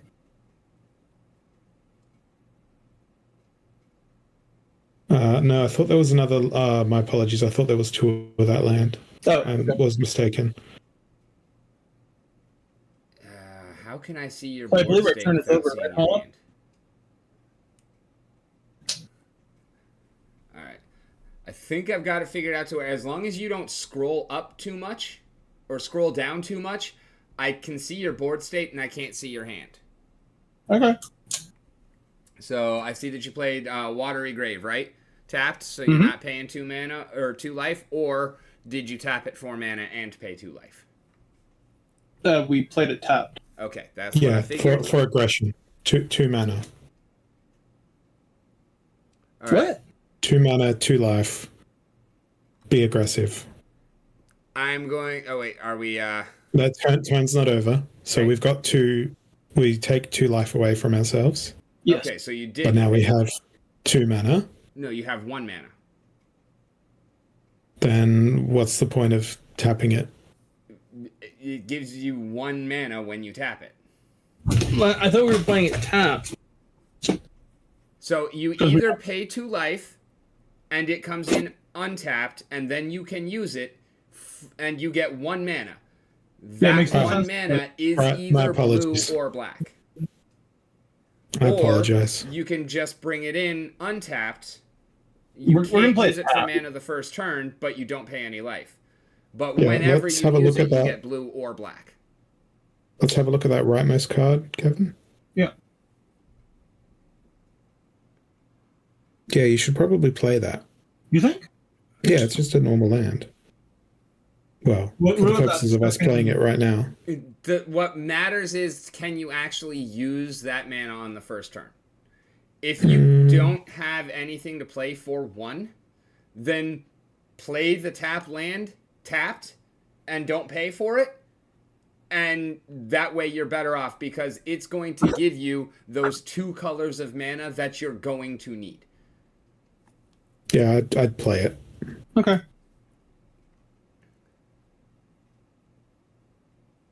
Then we're done, right? Yeah. You can't play both lands. That's what I thought. Okay. I thought you could play as many as you wanted. No, you play 1 land per turn. You that case- asked me that at the beginning of the last game, sir. Look, I'm a slow learner. Turnover. All right, I am going to next turn. I am going to play Paths of the Dead, which is a land. As it enters the battlefield, I choose a creature type. My creature type is Merfolk. Then I'm going to tap it to add 1 colorless mana. I'm going to use that 1 colorless mana to play an Ether Vial. Ether Vial says at the beginning of your upkeep, you may put a charge counter on Ether Vial. Tap, you may put a creature card with converted mana cost equal to the number of charge counters on Ether Vial from your hand onto the battlefield pass turn.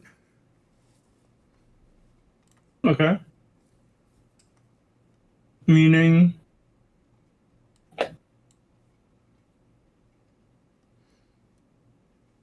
Pass turn meaning it's your turn. Ether Vial means every turn I can put a charge on it. If I do, Okay. it grows, and basically at any time when it is untapped, I can tap it to put a creature onto the battlefield that costs however many counters it has. Gotcha. Okay. I should also actually read you the rest of Paths of the Dead because I chose Merfolk with it. I can also, in addition to tapping to add 1 colorless, I can tap to add 1 mana of any color. I can spend that only to cast a Merfolk spell, but when I do, that Merfolk spell can't be countered. This includes my 1 mana Merfolk if you have a 1 mana or Chalice of the Void on 1, because Chalice counters. Okay.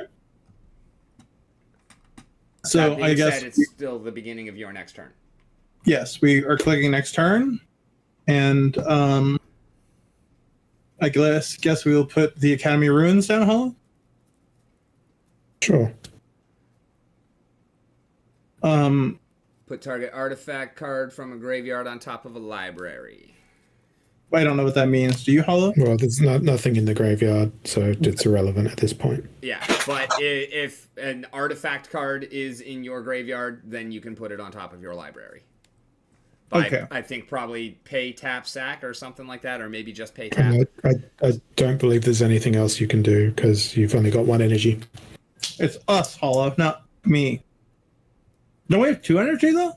Yes. No, because one of them... Oh, right. Okay. Well, then, yeah, I guess you could play that first card.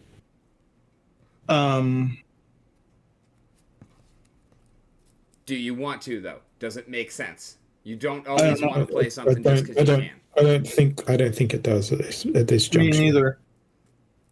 What does Rick... Rick doesn't have a creature down, does he? I do not currently. No, so we will end turn. Alrighty. I will untap.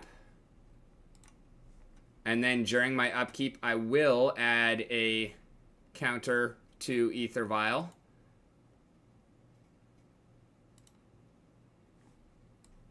No, that was not what I meant to do. I wanted to...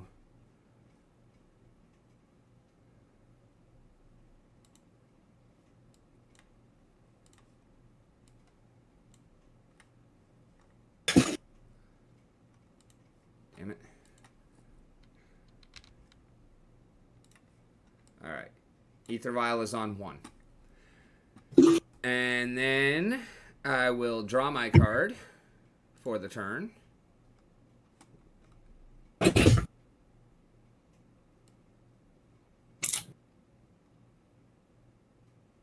No. It put me on turn 3. Control Z.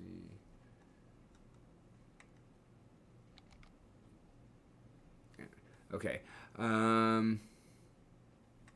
Then I will play Island. No. No, I gotta go with the Waterlogged Grove. I'm going to... No, I could have gone with the island. Fuck it. Waterlogged Grove, I have to pay 1 life when I tap it. So I'm going to go down to 19. And then I'm going to tap the Paths of the Dead for blue. I'm going to play a Merfolk Mistbinder. Other Merfolk I control get +1/+1. She is a 2/2. Okay. And pass turn. Okay. And we will click on next turn. And we will...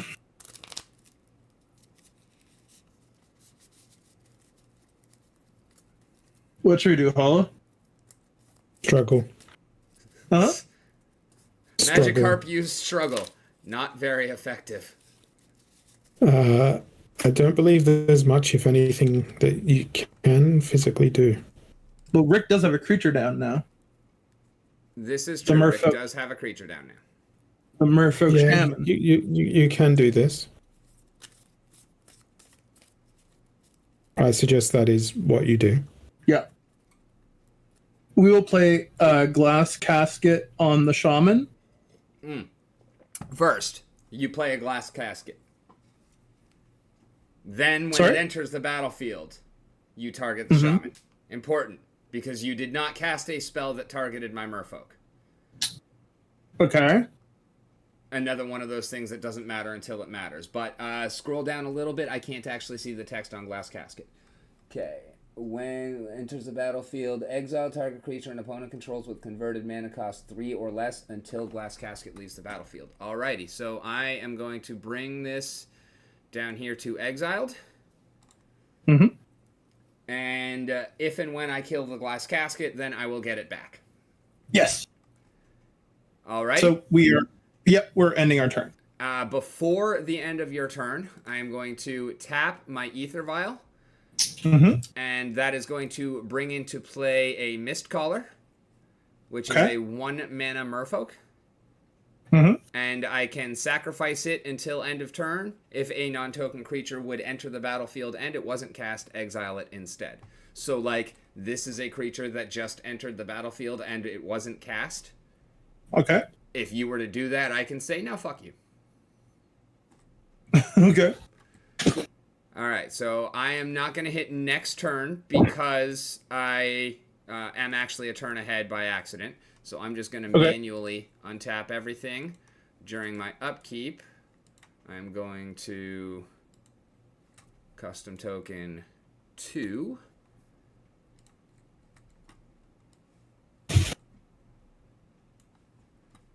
And then I am going to draw my card.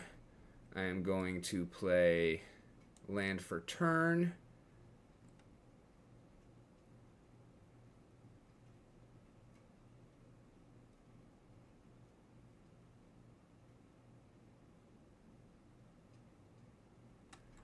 And then I am going to hit myself for 1 life again. Okay.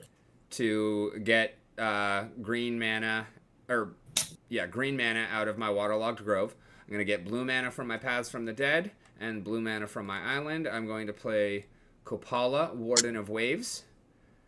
She is a 2/2 merfolk that says spells your opponents cast that target a merfolk you control cost 2 more mana to cast. And abilities your opponents control that, or abilities your opponents activate that target a merfolk you control cost 2 more to activate. Okay. That would Think not he's a affect the hacker. glass casket because you did not activate that effect either, and it is not a spell. Okay. Then I'm going to attack with the Mist Caller. Okay. Because you have no creatures, correct? Correct. Correct. All right, and then before damage is dealt, but after you declare no blocks, I'm going to tap my Ether Vial and bring in a 2-mana merfolk, which is another merfolk Mistbinder, which gives my merfolk +1/+1, making the Mistcaller hit you for 2. Cool. So we've taken how much damage in total? 2. We're both is it? at 18. Okay. And then I am done. Okay. So we're hitting next turn. And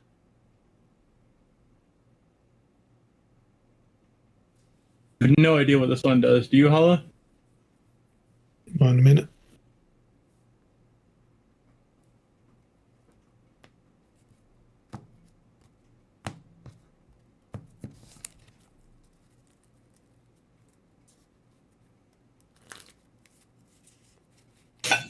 I think we were better off with the first draw, or way back at the start.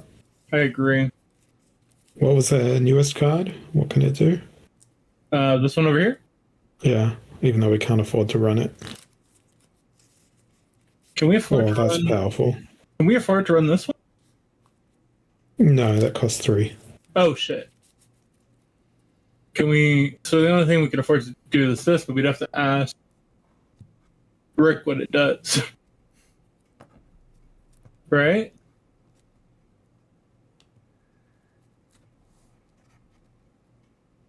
Effectively, not much of anything against my deck. If I cast and like, if I were running buff spells, like say I just play target creature gets +3/+3 on one of my my merfolk, you would be able to redirect that to Spellskite. Oh, I see. It's an amazing card. Not really against this deck, but like Boggles, that's actually one of the ways to kill my Boggles. Because when I play enchantments on my Boggles, you just steal them. And they go to your Spellskite instead. Now, I'm not going to let that happen. We might as well just play it anyway, since it can't hurt us. At the very least, it's a blocker. Even though it's not going to do all that much, it's better than nothing. I think our turn is... Yeah, it buys us a turn of health, basically. Yeah. Alrighty, I'm going to hit next turn. I am going to leave my Ether Vial on 2. I'm going to play a Forest. I'm going to tap that Forest and my Waterlogged Grove. I am not tapping my Waterlogged Grove for mana. Instead, I am paying another life. Oh wait, no, I don't have to pay a life for that. I am sacrificing my Waterlogged Grove to draw another card. Then I am going to...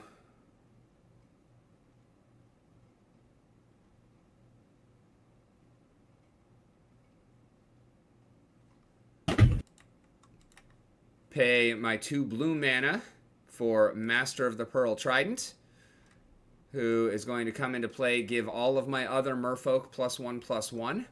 So I'm going to attack with my Mistcaller, Kapala, and Merfolk Mistbinder. And they're all going to be 3/3s, so that's a total of 9 damage coming at you. Damn, boy! We'd like to block at least 3 of that damage with our creature. Yes, you can block 3 with the Spellskite, and then he doesn't even die. They bounce off of him. Wait, what? He's a 0/4. So we take 6 damage. We take 6 damage instead of 9. Still survive. Yeah, we take 6 damage instead of 9. Oh, good thing you know. I fucking good. So we are down to 12 health, and is your turn over? That is my turn, yes. Next turn, we've drawn a snow-covered island that we play as a land. I believe we play that land immediately. Yes. Yeah. So now we have 2... 3. Yeah, but 2 white and 1 black, right? No. Yeah. You have no white. Oh, they're all black? You have 1 colorless, 1 blue, and 1 blue or black. Okay. So then we could play... So you do have 2 blue. But you do not have 1 white. I think we need to play that one. The this one this one here? Yeah. Yeah. Yep. But first, can we discard anything from our hand? I have no idea. No. Can we? Unless you have a reason to discard, you cannot discard. We should play that Ghostly Prison. You can't. You don't have white mana. But we can play this here. It's power great. Yeah, see what I was getting at with needing to discard a card? Yeah, okay. Although, playing the 3 mana card, then playing that card, the turn following, may get us in a good position.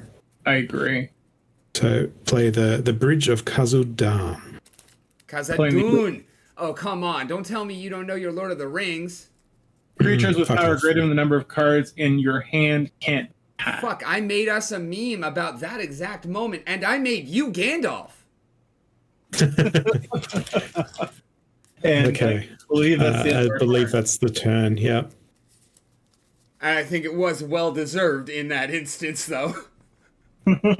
Talking to shitty Dow proposals. All right, next turn. Oh wait, sorry. Before the end of your turn, my Ether Vial was untapped. I'm going to tap it to bring out my Merfolk Trickster, who says, when it enters the battlefield, tap target creature an opponent controls, and it loses all abilities until end of turn. So I'm going to tap down your Spellskite, and it doesn't have the ability to steal shit until end of turn. Okay. Okay. And it doesn't have the ability to defend this turn either, by extension. That's exactly what we're going for. Yes, sir.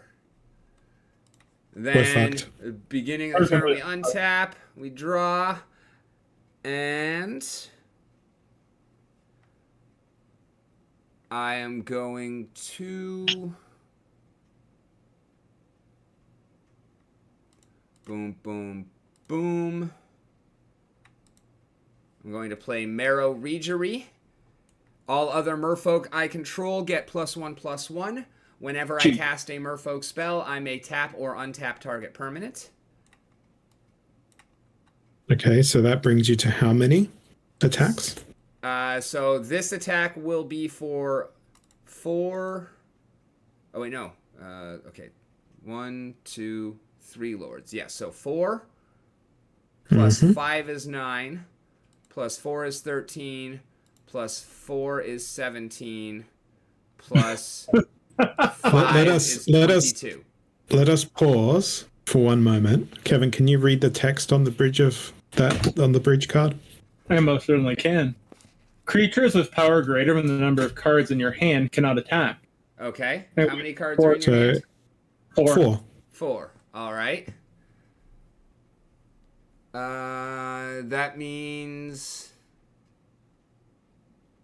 that the Trickster actually can't attack. So it's how much 18 damage? instead of 23. Still a fatal blow. So we're at -6 life now. Yep. So what happens now, Rick? GG. Yeah, now you're dead. No, I know. I was fucking with him. Now we can play another game if you want. I think Hollow should control it because I need to stretch.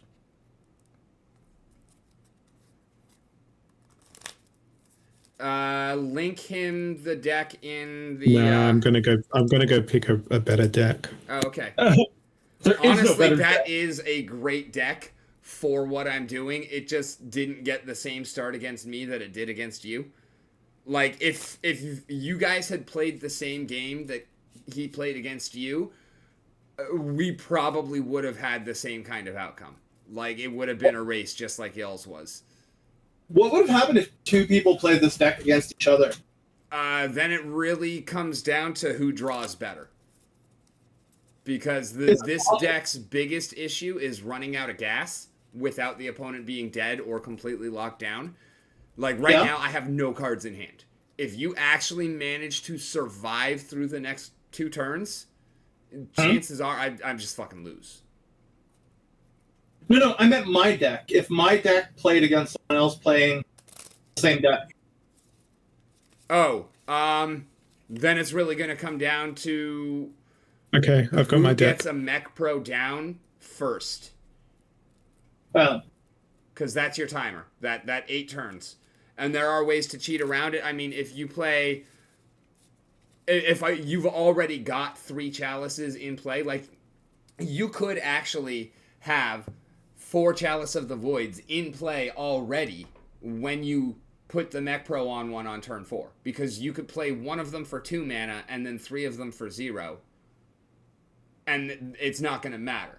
Because you're still going to lock down 1 and 0, which are the 2 most important numbers to lock down anyways. Like, period, end of story. It goes 1, and then 0, and then 2. And occasionally it goes 0 first, and occasionally it goes 2 first. The problem this is deck- locking out 2 on a Chalice of the Void costs you 4. So, I mean, typically, if you've got a hand that is, 4 lands and 3 Chalice of the Voids, it is turn 1 land Chalice on 0, turn 2 land Chalice on 1, turn 3 land, turn 4 land Chalice on 2. Could this deck ever produce a draw? Absolutely. No. No. It would actually, well, yes, but no. It wouldn't be the deck, it would be the player. Because you can just get to the point where your opponent can't do anything, and if you're not playing quickly, like you can run out of time in competitive events. And you could do a draw that way, but in terms of like, I mean, Magic doesn't really come to a draw very often. There are very, very few situations where, like, you can't lose the game. And if you just, even if you're in a stalemate, somebody will run out of cards to draw first. And when you have to draw a card and you can't, you lose. Okay, that makes sense. So it's very difficult to actually force a draw in a single game. But in terms of the, the 3-game set, it happens all the fucking time.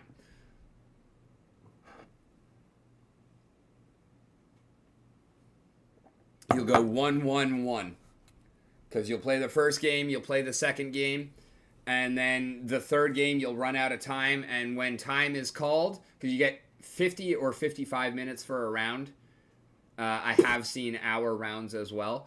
But when time is called, then anyone who's still playing is on turn 0. And the next turn will be turn 1. You get 5 turns to end the game. And if it's not over within those 5 turns, then it's a draw. Gotcha. Have you ever seen a Magic game fisticuffs over a disagreement? Yeah. Yeah. I've also seen motherfuckers cheating. I've also seen motherfuckers stealing. Stealing cards? Yep. From the store. Stealing That's cards. hosting us and treating us fucking amazing. Like, man, my fucking FLGS up in Colorado, they were fucking amazeballs. Do they, like, supply food or drink? Ever? They sell it. Yeah, they have Hot Pockets and whatnot, but like they were just great people, and they would work with you, and like they would run tabs for people who were, part of the community and whatnot. Like they were just awesome fucking people. So, yeah, I get that, but they also do have an incentive to run tournaments and sell more cards, right? Yeah.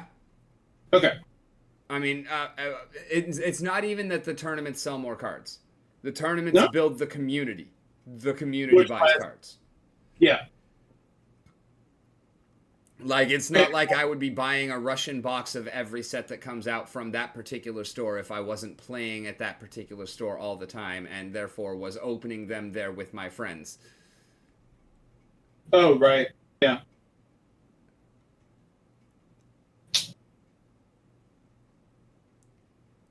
Do you think the internet's destroyed this a bit? What, Magic or FLGS? Absolutely not. Honestly, if internet has probably helped more than hurt, because you have so much wider acceptance of the hobbies that there are more people involved and looking for their FLGS. There are more people who know that it is there to be found. It's not the, the geek on the corner that nobody fucking likes. That's where they hang out. Now it's everybody knows about Magic, and it's a lot less, stigmatized. Was it ever really stigmatized? Yeah, absolutely. And I mean, consider that it came out in '93, and alpha art literally had pentagrams and shit in it. Oh, in that sense. Okay, yeah. But also just gaming in general, especially fantasy gaming. Like, Yeah. it has definitely become more mainstream thanks to the internet. Okay. And Fair. like without wizards and .com to be able to organize the player base and whatnot. Like, I mean, competitive Magic existed before, but nowhere near like it does today. I mean, you're talking about Grand Prix with thousands of people playing. Okay. There are a couple hundred people who literally make a living traveling the country and playing Magic the Gathering. What? Yeah. How? Playing the pro tour and the tournaments, playing the circuits. Just like, you got pro poker players, you got pro Magic players. How much are the fucking the pots in Magic? It depends on what level you're playing at. I mean, they're not fucking amazing, but there are people who are making a living off it. Nobody's fucking getting rich. I mean, Magic's not going to make the next Jeff Bezos. No. But I mean, there's people who are making a living of it. Oh wow, that's awesome. Yeah, it is. It's fucking great. It's the dream. Anyway, you want to see how ridiculous this deck actually gets? Because the hand that I'm looking at right now is even better than the hand last turn. Oh, wow, apparently there are a few places in Calgary that run multiple Magic a week. Yeah, most places that run one run 4 or 5. And one of them has an entire second floor devoted to playing. That's awesome. That sounds like a good store. Also sounds like an expensive one. It's probably not going to be the place where you're going to get the best value. But it is probably somewhere that you will get an amazing playing experience. You will also probably have people there that treat you like shit, but you'll have a lot of people that you can learn from. Like, that's a place where you play to get good. Yeah.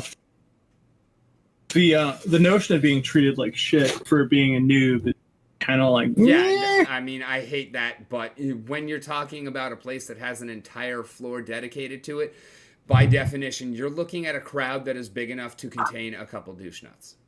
Oh, yeah, for sure. Like, it's not Magic, it's just that many people. Yeah, no, fair point. Alright, so check this shit out, right? It's gonna look crazy, because I am gonna hurt myself a lot in this first turn. Okay. So, Flooded Strand. We're gonna tap, pay 1 life, sacrifice it. We're down to 19. Then we're gonna go down to 17, because the land that we're gonna pull out is Breeding Pool. This one that we've already got in our hand. Okay. Is Hollow streaming his hand? No, because he stepped away. We're not actually playing. I'm just running through this. Oh, this okay. I'm actually doing some work. Okay. Move to battlefield. I paid the other 2 life to bring it out untapped. And then I'm going to tap it, play Ether Vial. You remember You're that fucking one from last turn. Yes. So next turn, custom token 1 for the Ether Vial. Then we're going to play another Breeding Pool. We're going to take another 2 damage, going down to 15, and you haven't touched me yet. Going to pass the turn. Sounds crazy, right? No, because you have something up your sleeve, motherfucker.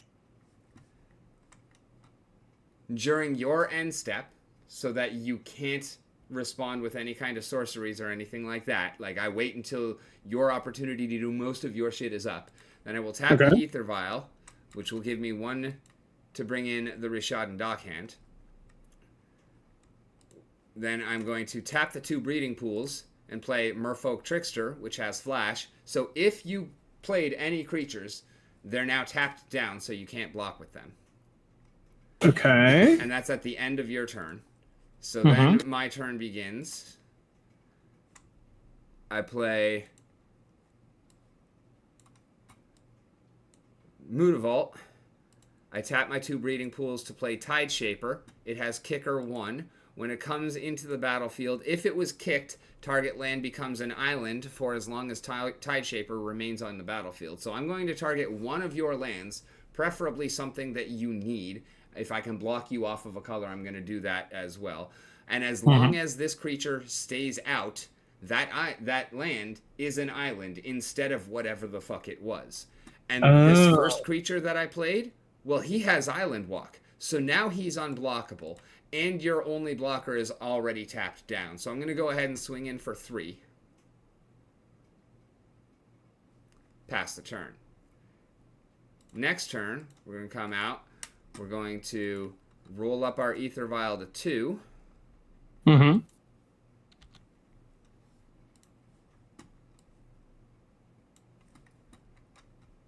going to play an island. I'm going to play a Merfolk Mistwalker. Going to pay 1 mana to activate our Mutavault. And he becomes a 2/2 creature with all creature types until end of turn. My Merfolk Mistbinder says other Merfolk I control get +1/+1. So now he is worth 2, he's worth 3, he's worth 2, and he is worth 3. So that's 10 damage coming at you. Okay.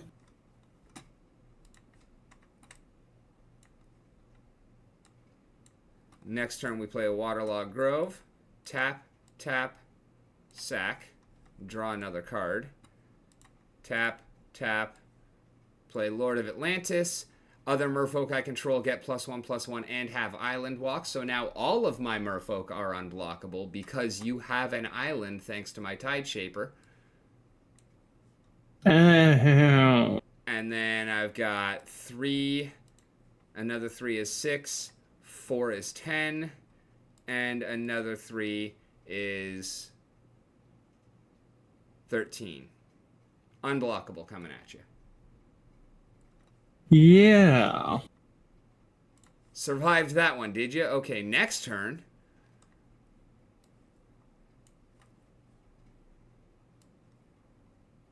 Get up there, fucker. I'm going to play an island. I'm going to tap down 1, 2, 3 to play Marrow Regery. Other Merfolk I control get +1/+1. Whenever I cast a Merfolk spell, I may tap or untap target permanent. And I'm going to tap my newest island to activate my Mutavault. And then that is a 2/2 creature with all creature types. So it is a Merfolk. So it is a 2, 3, 4, 5. And a 2, 3, 4 is 9. And 4 is 13. And 4 is 17. And 5 is 22. And 4 is 26.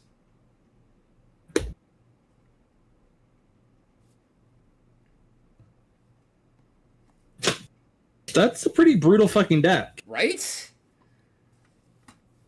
Does a newbie have any chance at all against you? It really depends on the deck. Like, if you, like I said, earlier, if you had that same game that you played against Hollow against me, it would have been very effective. Mm-hmm. I would not have gotten to put all of this into play like that. And I do have some ways around it that he doesn't, like my Ether Vial and whatnot. Because his deck was actually more of a combination of these two. It was humans with death and taxes elements. So it was trying to lock you out of doing things the same way you locked him out of doing things. Mm-hmm. Whereas mine goes the opposite way and gives me alternate ways of doing things so I can get around your casting bullshit. Oh, like, you can stop me from being able to play my Merfolk by paying their mana cost, but Ether Vial gets around that. Yeah. And you can drop your Chalice, but I have that land that makes my shit uncounterable. So even though it'll slow me down, it means I can only play 1 drop per turn instead of being able to play 4 if I have 4 mana and 4 1-drops in my hand. I can only do 1 because I only have 1 way to make it uncounterable, but I can still get around that and play my most important shit. Yep. And did you design this deck from scratch, or? No, I mean, Merfolk is a tried and tested, like, it's always been a part of the meta because it is just, it's great. Any kind of tribal deck that has a shit ton of lords is always going to be good. There are lots of humans that give other humans bonuses. Humans will never not be a deck. There are lots of elves that give other elves bonuses. Elves will never not be a deck. Same for Goblin. Same for Slivers. Same for Merfolk. Gotcha. So the most important question I have then is when land? Ha. The 76th of Never 22,849. Dick suck. Yes. All right, restart. Yosh. And yeah, like, this deck is just insanely consistent too, because like I've taken a bunch of different lists. Like, this is my own spin on it. Nobody else plays this exact same list.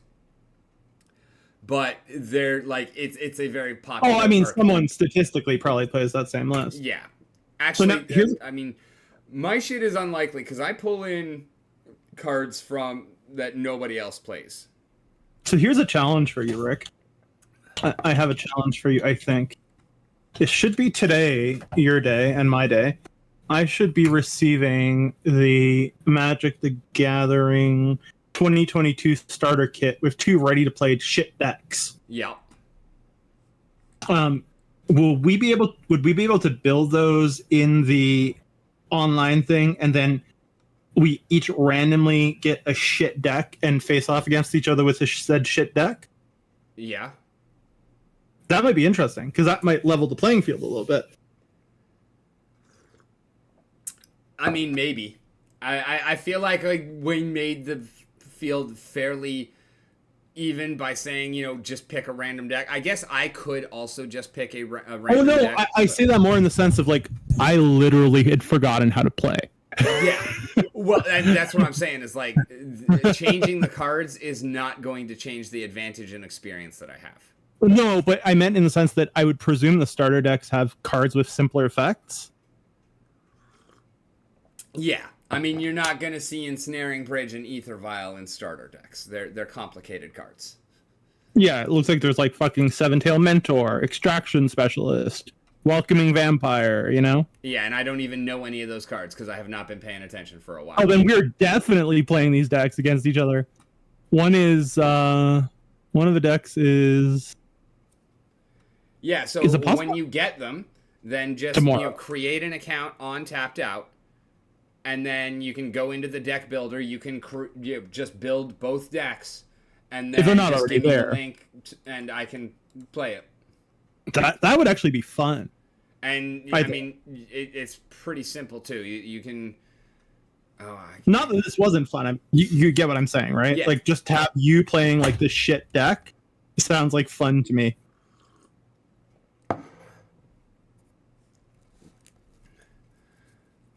I'm presuming it's not worth putting card sleeves on the starter deck, is it? Sleeve all cards. Period. End of story. If Really? you're going to, if you're gonna play it, if you're gonna shuffle it, fucking sleeve it. I don't care if it's penny sleeves, but sleeve it. Are Titan shields okay? I've never heard of Titan Shield. I like Dragon Shields. They're a little bit more expensive, but they're really, really high quality, and they've got a great shuffle feel to them. These are 10 cents each.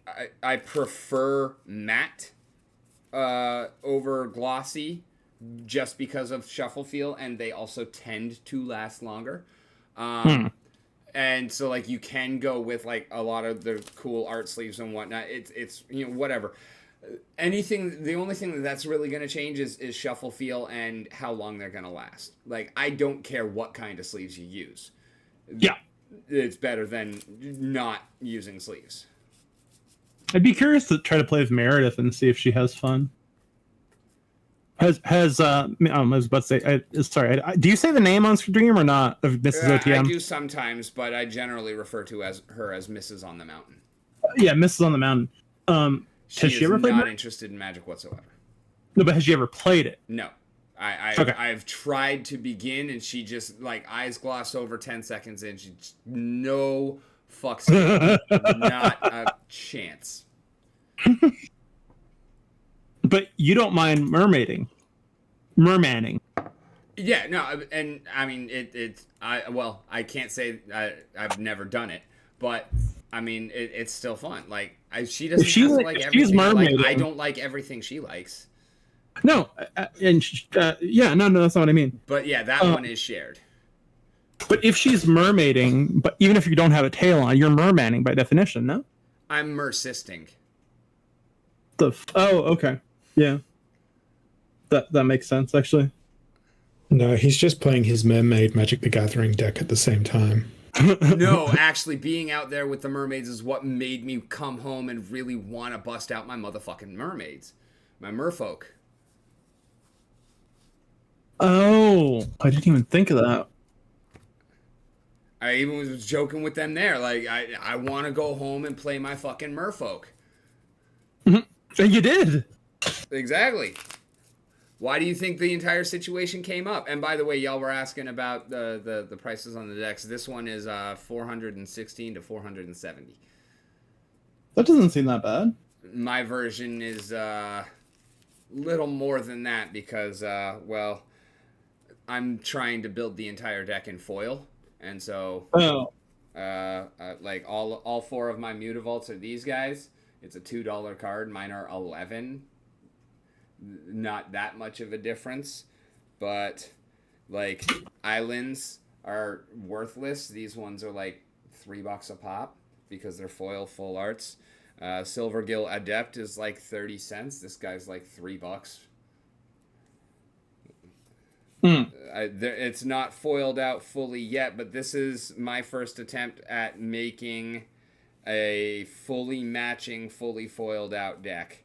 So, like, what I was saying earlier about you really don't want to give your opponent any information that you don't absolutely have to is because every little thing that they know is an advantage they have, including, like, there are ways to look at your opponent's hand. So if you have cards that don't match, like Dark Ritual, we were talking about earlier how you got so many different arts for it. If you're actually running 4 different arts in your deck, I look at your hand, I see a Dark Ritual, and then I see you play a Dark Ritual 2 turns later that has different art. I know you have a Dark Ritual in your hand still. And you're fucking paying attention to this shit. Okay. I am always paying attention to this shit. So that's why proper strategy, if you want to make your deck the best it can be, you're typically running 4 of everything that you can for the most part because that helps with consistency. And you want to make sure that they look exactly the same. So that if I draw this card and I play the one that I drew rather than the one that you already saw in my hand, you still don't know that I have another one in my hand. I got you. I'm going to do something. Plot. Splinterlands TV keyword. So I'm guessing it's for the plot. So I'm definitely entering again. Oh, yeah. I might as well go over there. I have not gotten the last one yet. I am super excited to double my land SPS drops. You're not going to get it till the 16th. That's fine. I knew it was going to be after it's all done, but I wasn't sure how long it's going to last. Who's hosting right now? It's Luis. Oh, Luis. I like him. Yeah, me too. D's Nut is the winner. I can see that. Oh, no, it's not. No? He typed that. Oh, that's funny. So you want to see some of the more ridiculous cards that are in this deck? Please. Pull up the stream. It's on. Savellan of Sea and Sky. 3 mana. Legendary. Savellan of Sea and Sky is indestructible as long as you control at least 2 other merfolk. Whenever Savellan attacks, draw a card. Other merfolk you control have Ward 1. Ward 1 means whenever another merfolk you control becomes the target of a spell or ability an opponent controls, counter it unless that player pays 1. Thassa Deep Dwelling. What? That sounded powerful. Yeah, pretty ridiculous. Thassa Deep Dwelling, indestructible. As long as your devotion to blue is less than 5, Thassa isn't a creature. Don't worry about devotion. But needless to say, if Thassa's on the field, she's usually a creature. At the beginning of your end step, exile up to 1 other target creature you control, then return that card to the battlefield under your control. Pay 4, tap another target creature. So even if I haven't managed to give you an island or don't have my everybody has island walk bullshit out, I can still tap down your blockers. It just takes me a bunch of mana to do so. But in addition to her being a beastly fucking creature that is indestructible, she's 6/5. At the end of every one of my turns, I get to bounce a creature off the battlefield and then back to the battlefield. I have one really, really OP target for this. Silvergill Adept. When Silvergill Adept enters the battlefield, draw a card. Remember how I said this deck's biggest problem is running out of gas? If I hit this card engine, I don't run out of gas. If I hit... and the other one that's really great to bounce is the Merfolk Trickster, who you already know because you saw him a couple of times. Yeah. Then we got Tide Shaper, who you saw gives you an island. Master of the Pearl Trident gives my shit +1/+1 and Island Walk. Lord of Atlantis gives my shit +1/+1 and Island Walk. Curse Catcher lets me counter your instant and sorcery spells. And then Collected Company.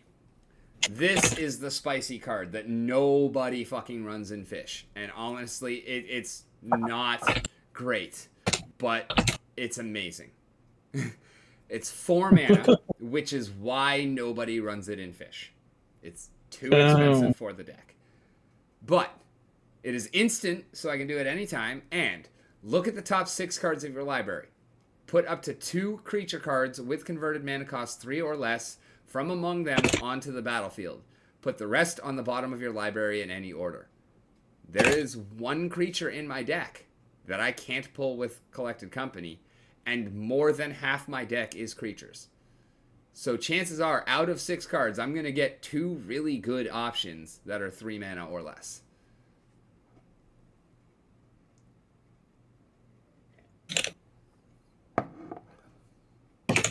But the reason why we don't want 4 mana cards is because I'm only running 19 lands.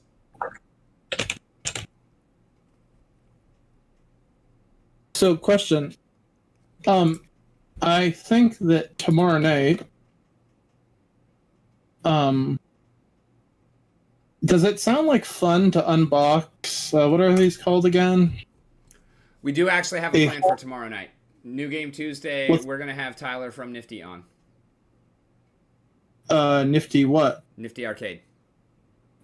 Oh, nice. They have a new project, and we're going to be talking about that. And, yeah. Very fucking stoked. That's Thank awesome. you for bringing up tomorrow night. That's awesome, dude. And, That's all right. yeah, I mean, of course, you guys are still welcome. Like, it's, you know, the typical stream. But, yeah, we're going to have him as a guest. And probably, hopefully going to have him on OTC soon as well. Oh, sweet. I should be curious to be there. I may be a little more quiet than usual, as Yeah, I don't really... That's fine. Yeah, okay, so tell me, what is Zendikar Rising in Magic? It's a set. Is it a good set or a bad set? I don't know. It's actually after... Oh, wait, no, that's part of the Oath of the Gatewatch series, right? That's the 3rd one in that set, I think. No fucking clue.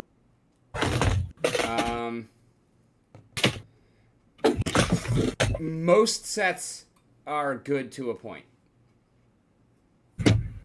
I just like the I will art. say that Zendikar is one of my favorite planes.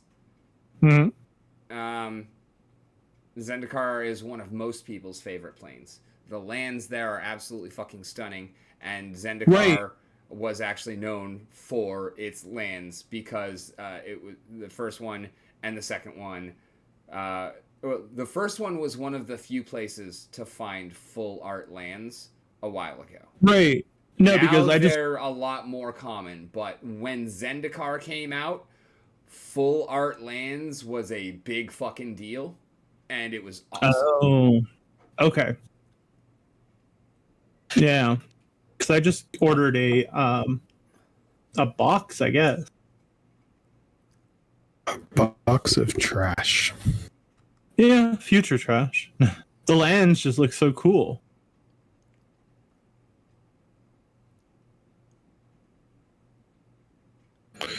Okay, my work day is now done. I have swapped computers. Congratulations. There's a full art land in every booster. Yeah. That's Zendikar. That's pretty dope. It is. What is a draft booster as opposed to a regular booster? Different It, rarities has and a- shit like that. You'd have to look at the official sites and whatnot to see the exact. No, No? it has a cold breeze running past it. There is it's kind of ridiculous. In addition to literally damn near quadrupling the number of products that are offered every year, not every product, but every set has Cycle? like 7 different pack types now as well. It's fucking ridiculous. And every single card has like 30 to 40 different versions. Okay, so most of them are worth like nothing, right? Well, and yeah, as with any card game, most cards are not worth much. That's why ripping packs is a bad idea. It's so much goddamn fun, though. So much goddamn fun, still a bad idea. Speaking of which, you should rip more of my packs. What packs? Oh, I My did. packs. I just ripped like 6 of them. I'm rich. I wish I was. One of these days, I'll get you next time, Gadget. Next time. I've already got my Dragon Memories packs, Oh, yeah. and now I actually understand the blockchain that they're issued on. No, you have your I'll pack be- vouchers, sir. I'll be unstoppable. You Rick's don't gonna have to enough, spend- though. Yeah, I gathered as much. But hey, I think now there has been enough packs sold that theoretically one of each. No, not even one of each mythic is technically possible out there in the wild. I should check my set. Oh, actually, no, there'll be 27 packs out there in the wild, so it is possible for the mythics. I forgot to include the free ones. Let's see my set. Why are you not working? Let me power up. But I'm at 5.6k wax now from humble beginnings. Jesus, nice. What'd you start at? 30. Well, No. yeah. And then I brought tons in from Yeah. DEC and some Hive. So the highest balance I had before I started actually moving product on wax was about 2,300. Hmm. And I already paid you guys dividends. Mm-hmm. You did.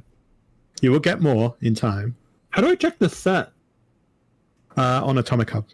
Yeah, but I'm there. And it's not really working. Because you're bad. And you should feel bad. Oh, the antechamber. Okay, here we go. Yeah. I'm just jumping in to fix the I have all the first edition commons. set. I have 83% of the rares. I'm just missing Sibylla. I have 77% of the epics. I'm missing Isadora and Callista. And I have only 50% of the mythics. God damn. Told ya. Wow.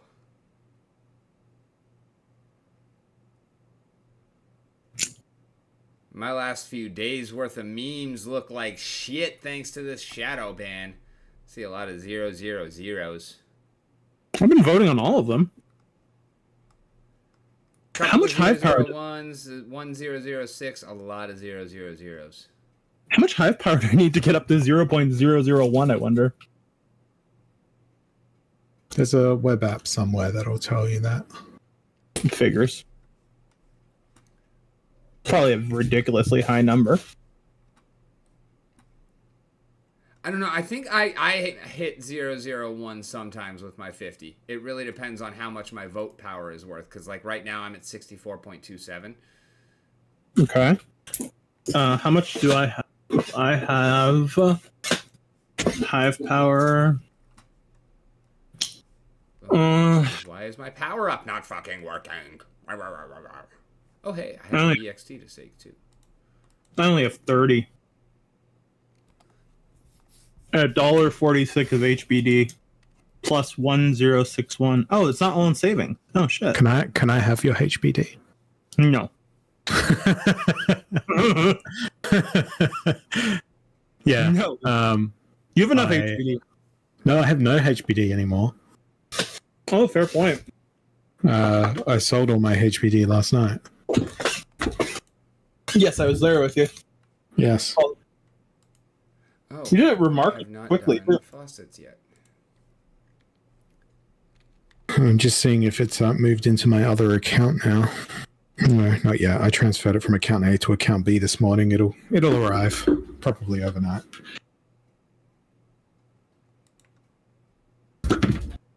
God, my allergies are bad today. But what's the keyword now? Oh, it's still plot.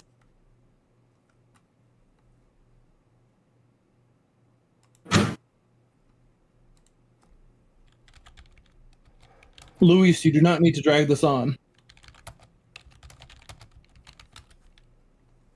I mean, I can't say nothing about that. What did I do? Gave away all 4 packs in the first like 15 minutes and then did the plot in the last 10. Yeah. But by the way, you know there is a notorious multi-accounter there every night, right? That runs at least 12 to 15 accounts No. that just got from another project. What are we referring to? Dave Vira. Oh, On wax, anyway.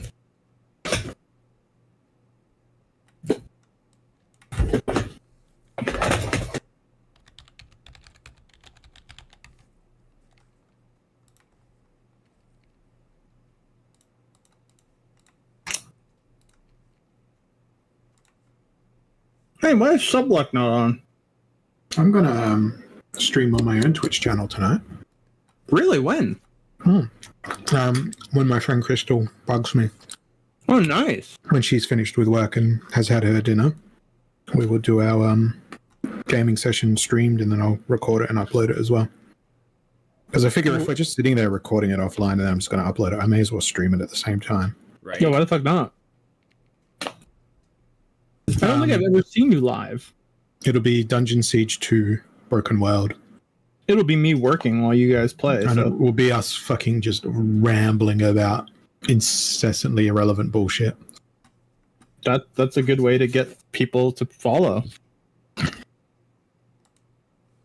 I'm curious though, why do some people not turn Subluck on? Because it's entirely up to the streamer. Oh, it They is. they don't appreciate capitalism.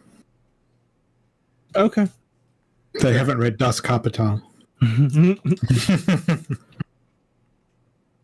mean, I see the point of not turning it on because of a number of developing world players, but If I ever had to work from an office ever again, I would keep a copy of Das Kapital on my desk and have a wallpaper of Karl Marx. that sounds pretty hilarious. Rogue, what are you doing? Hey, old girl, come here. The funny thing is, people would probably ask me, why do you have an AI-generated old-timey photo of yourself as your wallpaper? Who won? I can't read it. Hender 62, I guess, because that's who everyone's congratulating. Is that a real person? Yes, he's a German fellow. Oh, no, good for him. Used to hang out in my streams on my own channel when I didn't do giveaways. Who won the Rooney? No idea. Oh, in the tournament? Yeah. I don't know. I watched the stream, but I didn't really pay attention. I entered, but I knew that I probably wasn't going to get to play, and I was out mermaiding, mercisting, Man, so I did not this- get to play. This chicken schnitzel is so fucking good. Can you I say made better. schnitzel again? Schnitzel. And I'm sure you do. But this is not a fried schnitzel. It is a microwaved schnitzel from one of those pre-made meal pack things. Oh. Oh, okay. Fair enough. Oh, I actually won a prize. A 5DC prize. Yay. Yeah. I entered the everyone tournament did. so I could make 4 DEC. Except me. Yeah, I didn't actually play, so I just got my 1 DEC back. Oh, the Scarred Hand Gold Beginner's Cup, where I transform 3 or 4 DC into 20 is starting. I mean, SPS. No, into 15. My bad.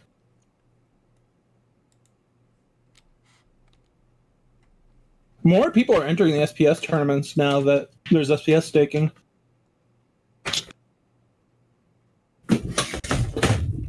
Or is it just bots? Seems like people to me. I mean, I recognize some of the names. It might be bots playing, but now I think that Xbot did a thing where they can ban. Also, Xbot. I had a crazy idea. Do tell. So I'm going to lease out all of my SPS on the second to last day of the season when I have 0 energy. Mm-hmm. Not play battles for the last 2 days of the season. Lease out every last cent of my SPS. Soak up all that DEC, then cancel it. How does that Because work? it only goes up until the end of the season. Oh, so they'd be after paying that- for a 7-day rental, and you'd be exploiting. Yeah, I'd be getting the DEC for 2 days while my energy is recovering and I have no need of having the SPS staked. Yeah. And then, because Peak Monsters, I can delegate all my SPS at once because it's just tick, shift, tick, done. Like 3 clicks. Oh wow. So, are you going to be doing it through the regular rental market, or is this a separate rental market? It's still the regular rental market. It's just through the Peak Monsters interface. Oh, okay. And Peak Monsters get like 6% rather than Whatever. yeah. I will still get DEC. It is an exploit in the system that I will exploit. But will the people who rent it be paying for 2 days of DC or 7 days thereof? 2. Oh. They'll pay for 7, and then they'll get 5 back. Yeah. Oh. And you're going to piss off a lot of people. Don't give a fuck. Most of them will be bots.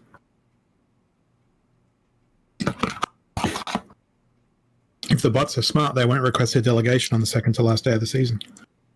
Yeah, that also, like, who's going to be shopping then? I guess people who want a discount for the next season. Oh yeah. Didn't even think of that. Or, actually, for someone like me who plays, because you're talking about the last couple of days of the season, you take off and then you hit the next season hard? Or Yep. you don't play the first couple of days of the season? No, hit the first 2 days of the season hard. Oh, So okay. I go in with 50. I go in with 50 energy. Oh, What? in that case, yeah, we're exact opposite. So yeah, that'll work out very well. I'll just rent out your SPS for those couple of days because that's when I'm playing most. I Yeah, me too. I don't understand take why you the play first couple of days of the season off and recharge because I find it's better to run it to 0 at the end of the season. Yeah. Actually.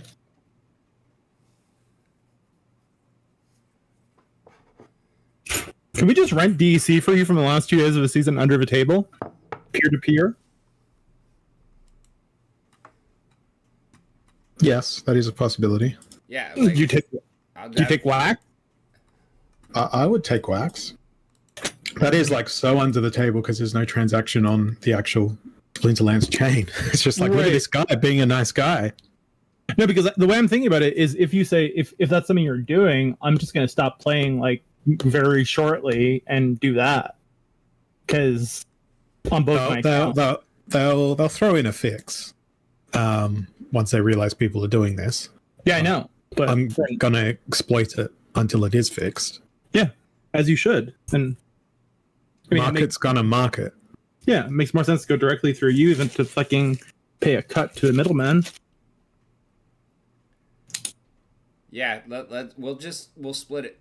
Last 2 days of the season, we'll each take 50%, and yeah, that works. I don't even think I need 50%. Yeah, just tell me how much you need, then I'll know that that's how much I can't throw to the market.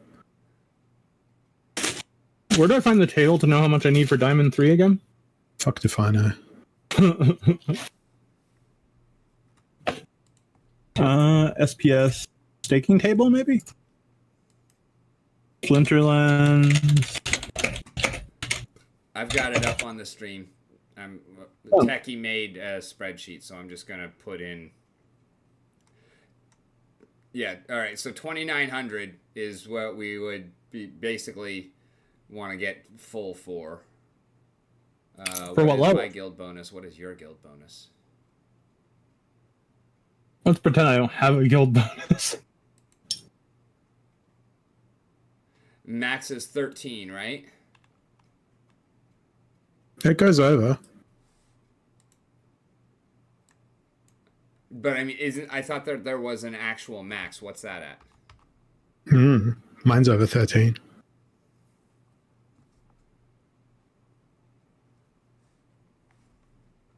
Oh, here it is.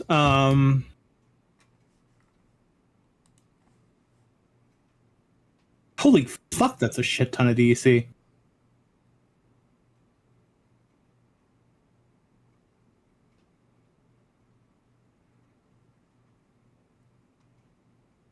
How much DEC do you have? 880,000? No, I have 5 million. SPS, he meant. SPS, I meant, sorry.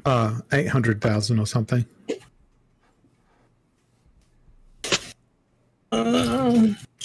I project that by the end of the airdrop and by the end of the staking, I'll have in the realm of 1.6 to 1.8. Fuck, I'll take 100K. Like that. Just call that. That's easy. I'll take 100K for the last 2 days. I would take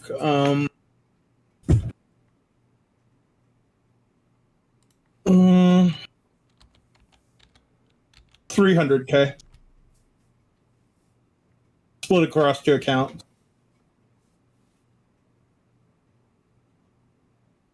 Hang on. I'm going to go see what it costs to bid for Sure. that in the market. See what expectation of DEC I'd get. Yep. If I can figure out how the fuck to do that. Manage. Market. Request.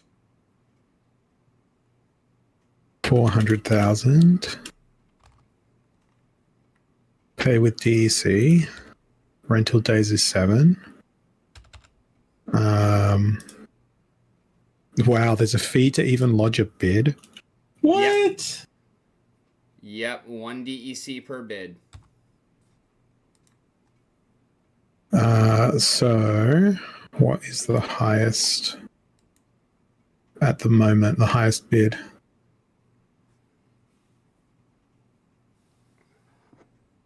.08 DEC. So 0.08.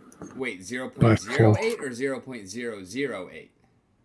If it's 008, 008, like a James Bond. Okay, I was gonna say because when I was looking earlier, it was 0.009. I was like, it went from from double aught to single aught. Like that's fucking damn.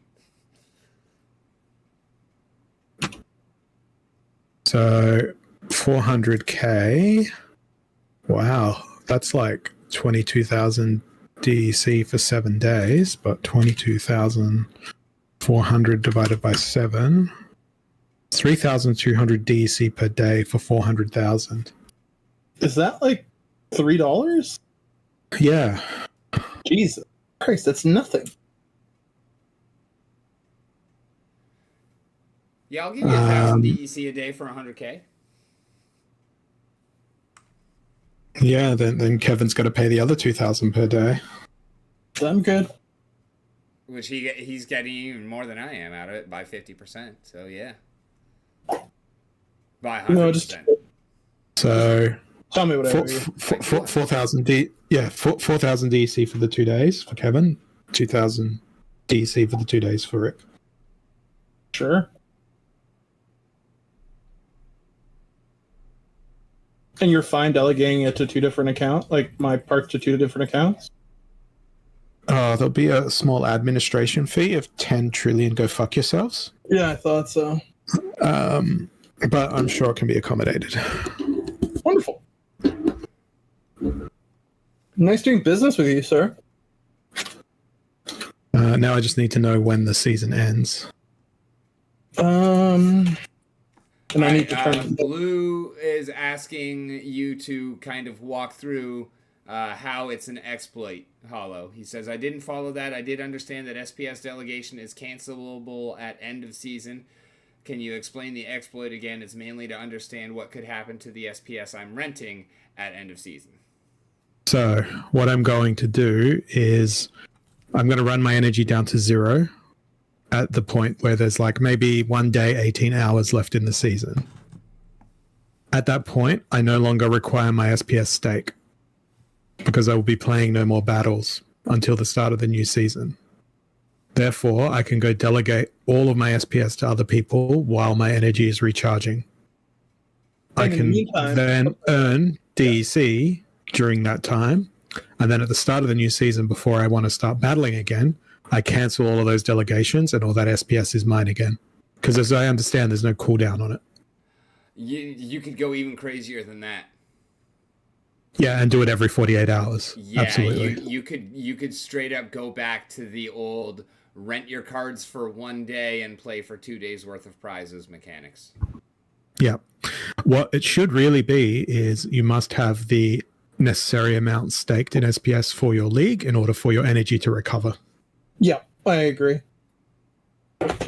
Oh. So right now there's 4 days, 6 hours left in the season, and it's 1 energy an hour, so 50 hours to get from... Fuck, we need to turn our boss off very soon. I just did. I'm going to do it in 6 hours. Then just I not didn't play... turn it off. I just changed my my soft limit's 42, my hard limit's 38. There you go, yeah. That way, I always have 6 hours worth of leeway, and even that would only put me at 48. Does that make sense? Because I wasn't watching your chat. He said you can cancel. I thought there was a 7-day minimum. So that's my thought also. I don't know if you can cancel the SPS rental. I mean, obviously it'll work with us, with our plans, but I mean, our plan is contrived anyway, because we're doing it peer-to-peer. Yeah. Yeah. So, I mean, that exploit will stay legit unless they do what you just said. Because I'm not sure if there is a cooldown. Let me go read the friggin' post. But that's just me theory crafting, because if it's just like it was previously, this is probably an oversight. Because it was an oversight on card rentals. And it was something that we called out also, that, like, if it can be moved around willy-nilly, then it's not going to do anything to curb it. Yep.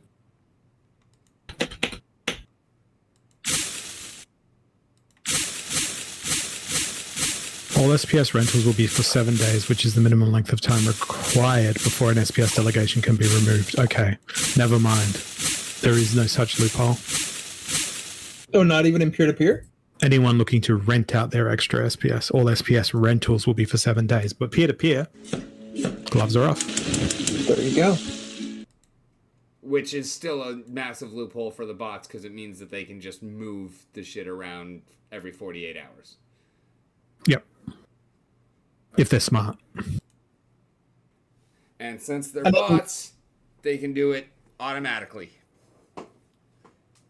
But even in the peer-to-peer market, I mean, if someone only has to invest like $2 to $4 or less, We hope that various third-party marketplaces and tools will take the opportunity to provide SPS rental automation services, which will automatically manage resubmitting bids for renters and undelegating and filling bids for SPS owners. That helps bots. yeah. Everything that you fucking do helps bots.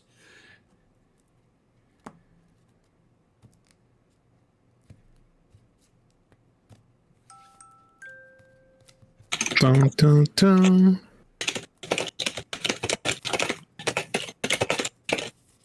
How is my proposal post not in the top in the last 7 days on Peak D? Like in terms of most viewed posts.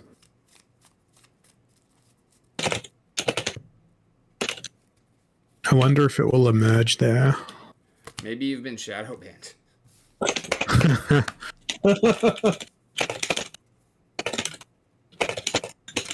How many times was the SPS one viewed? 4,500 plus views. It's pretty crazy. Yeah.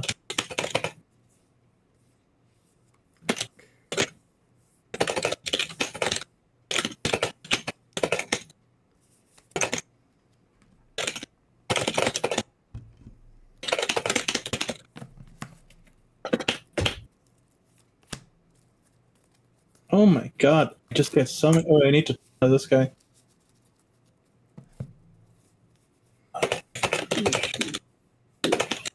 Ability. So, what was the time we set?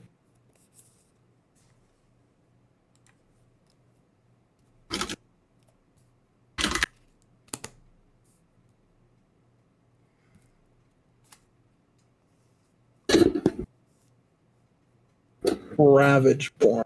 Where? So, had we said 9 or 10?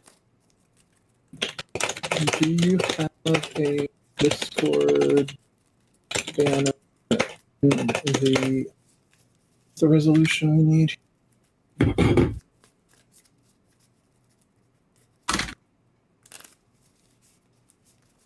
Do either of you guys know the resolution for a Discord banner? ChatGPT.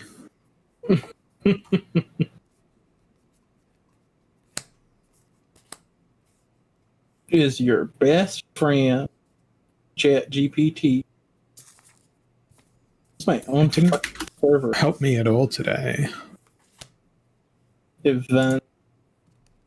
Create event. Calls. Voice channel. Upload cover image. So it's 800 by 320.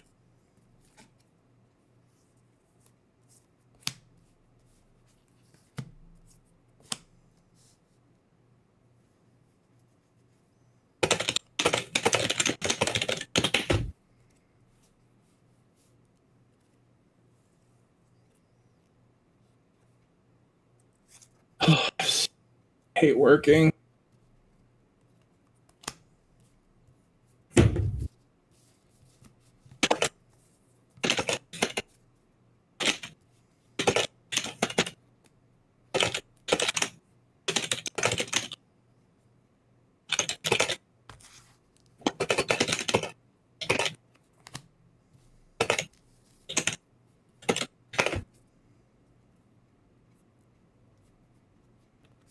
So you're gonna lease us when there's how much time left? You said, Hollow? Like 2 days plus minus 6 hours. So yeah, I'll turn my bot off in 6 hours. But there's 4 days left. Right. So it'll have 48 hours to regenerate its energy, right? But That's 2 days, not 4. I don't follow. Oh, you're going to hammer it as soon as I give you the energy. I got you. Yeah. Yep. That way you'll get 72 battles. Yeah. Man, you guys are getting too much of a good deal. Gonna have to tighten the screws. Depends what we get in our fucking chests. Right? I'm entitled to all of them. Well, I mean, you are Subclause. getting half of it. You can have all my Soulbound rewards cards. No thanks, I don't want to pay to unlock them. Actually, no. By the time you got them, they would already be unlocked, so that would be a hell of a deal. No, but the terms and conditions need to be read. It's just terms. All of the conditions. I got assigned to an alpha beta diamond match for brawls in my new Why? league, in my new guild. Do you have enough cards to do it? Ish. I have enough cards to lose spectacularly. Oh.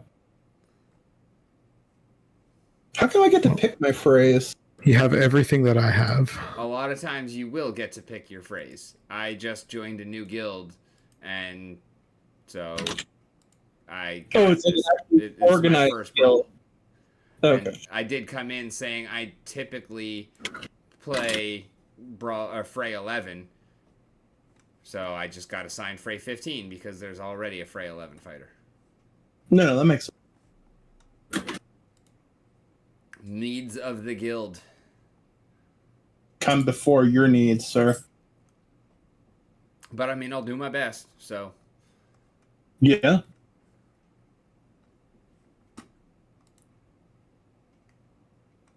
Draw.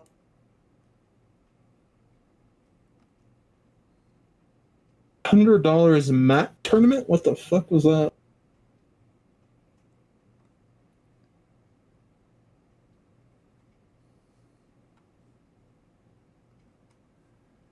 Oh my god, it's 3:20. Fucking hell, no wonder I'm goddamn whooped. You were pretty warped at the beginning, bro. Yeah, I know. That's what I'm saying. That was fucking 3.5 hours Or- ago. Although I imagine Craven's Last Hunt might really take the cake. For those of you guys who are experienced with Spider-Man reading when we're done with this, let me know which one of the two you think is dark. What is Now, that for those of you shit? guys who are unfamiliar with our Spider-Verse coverage up to this Shut up!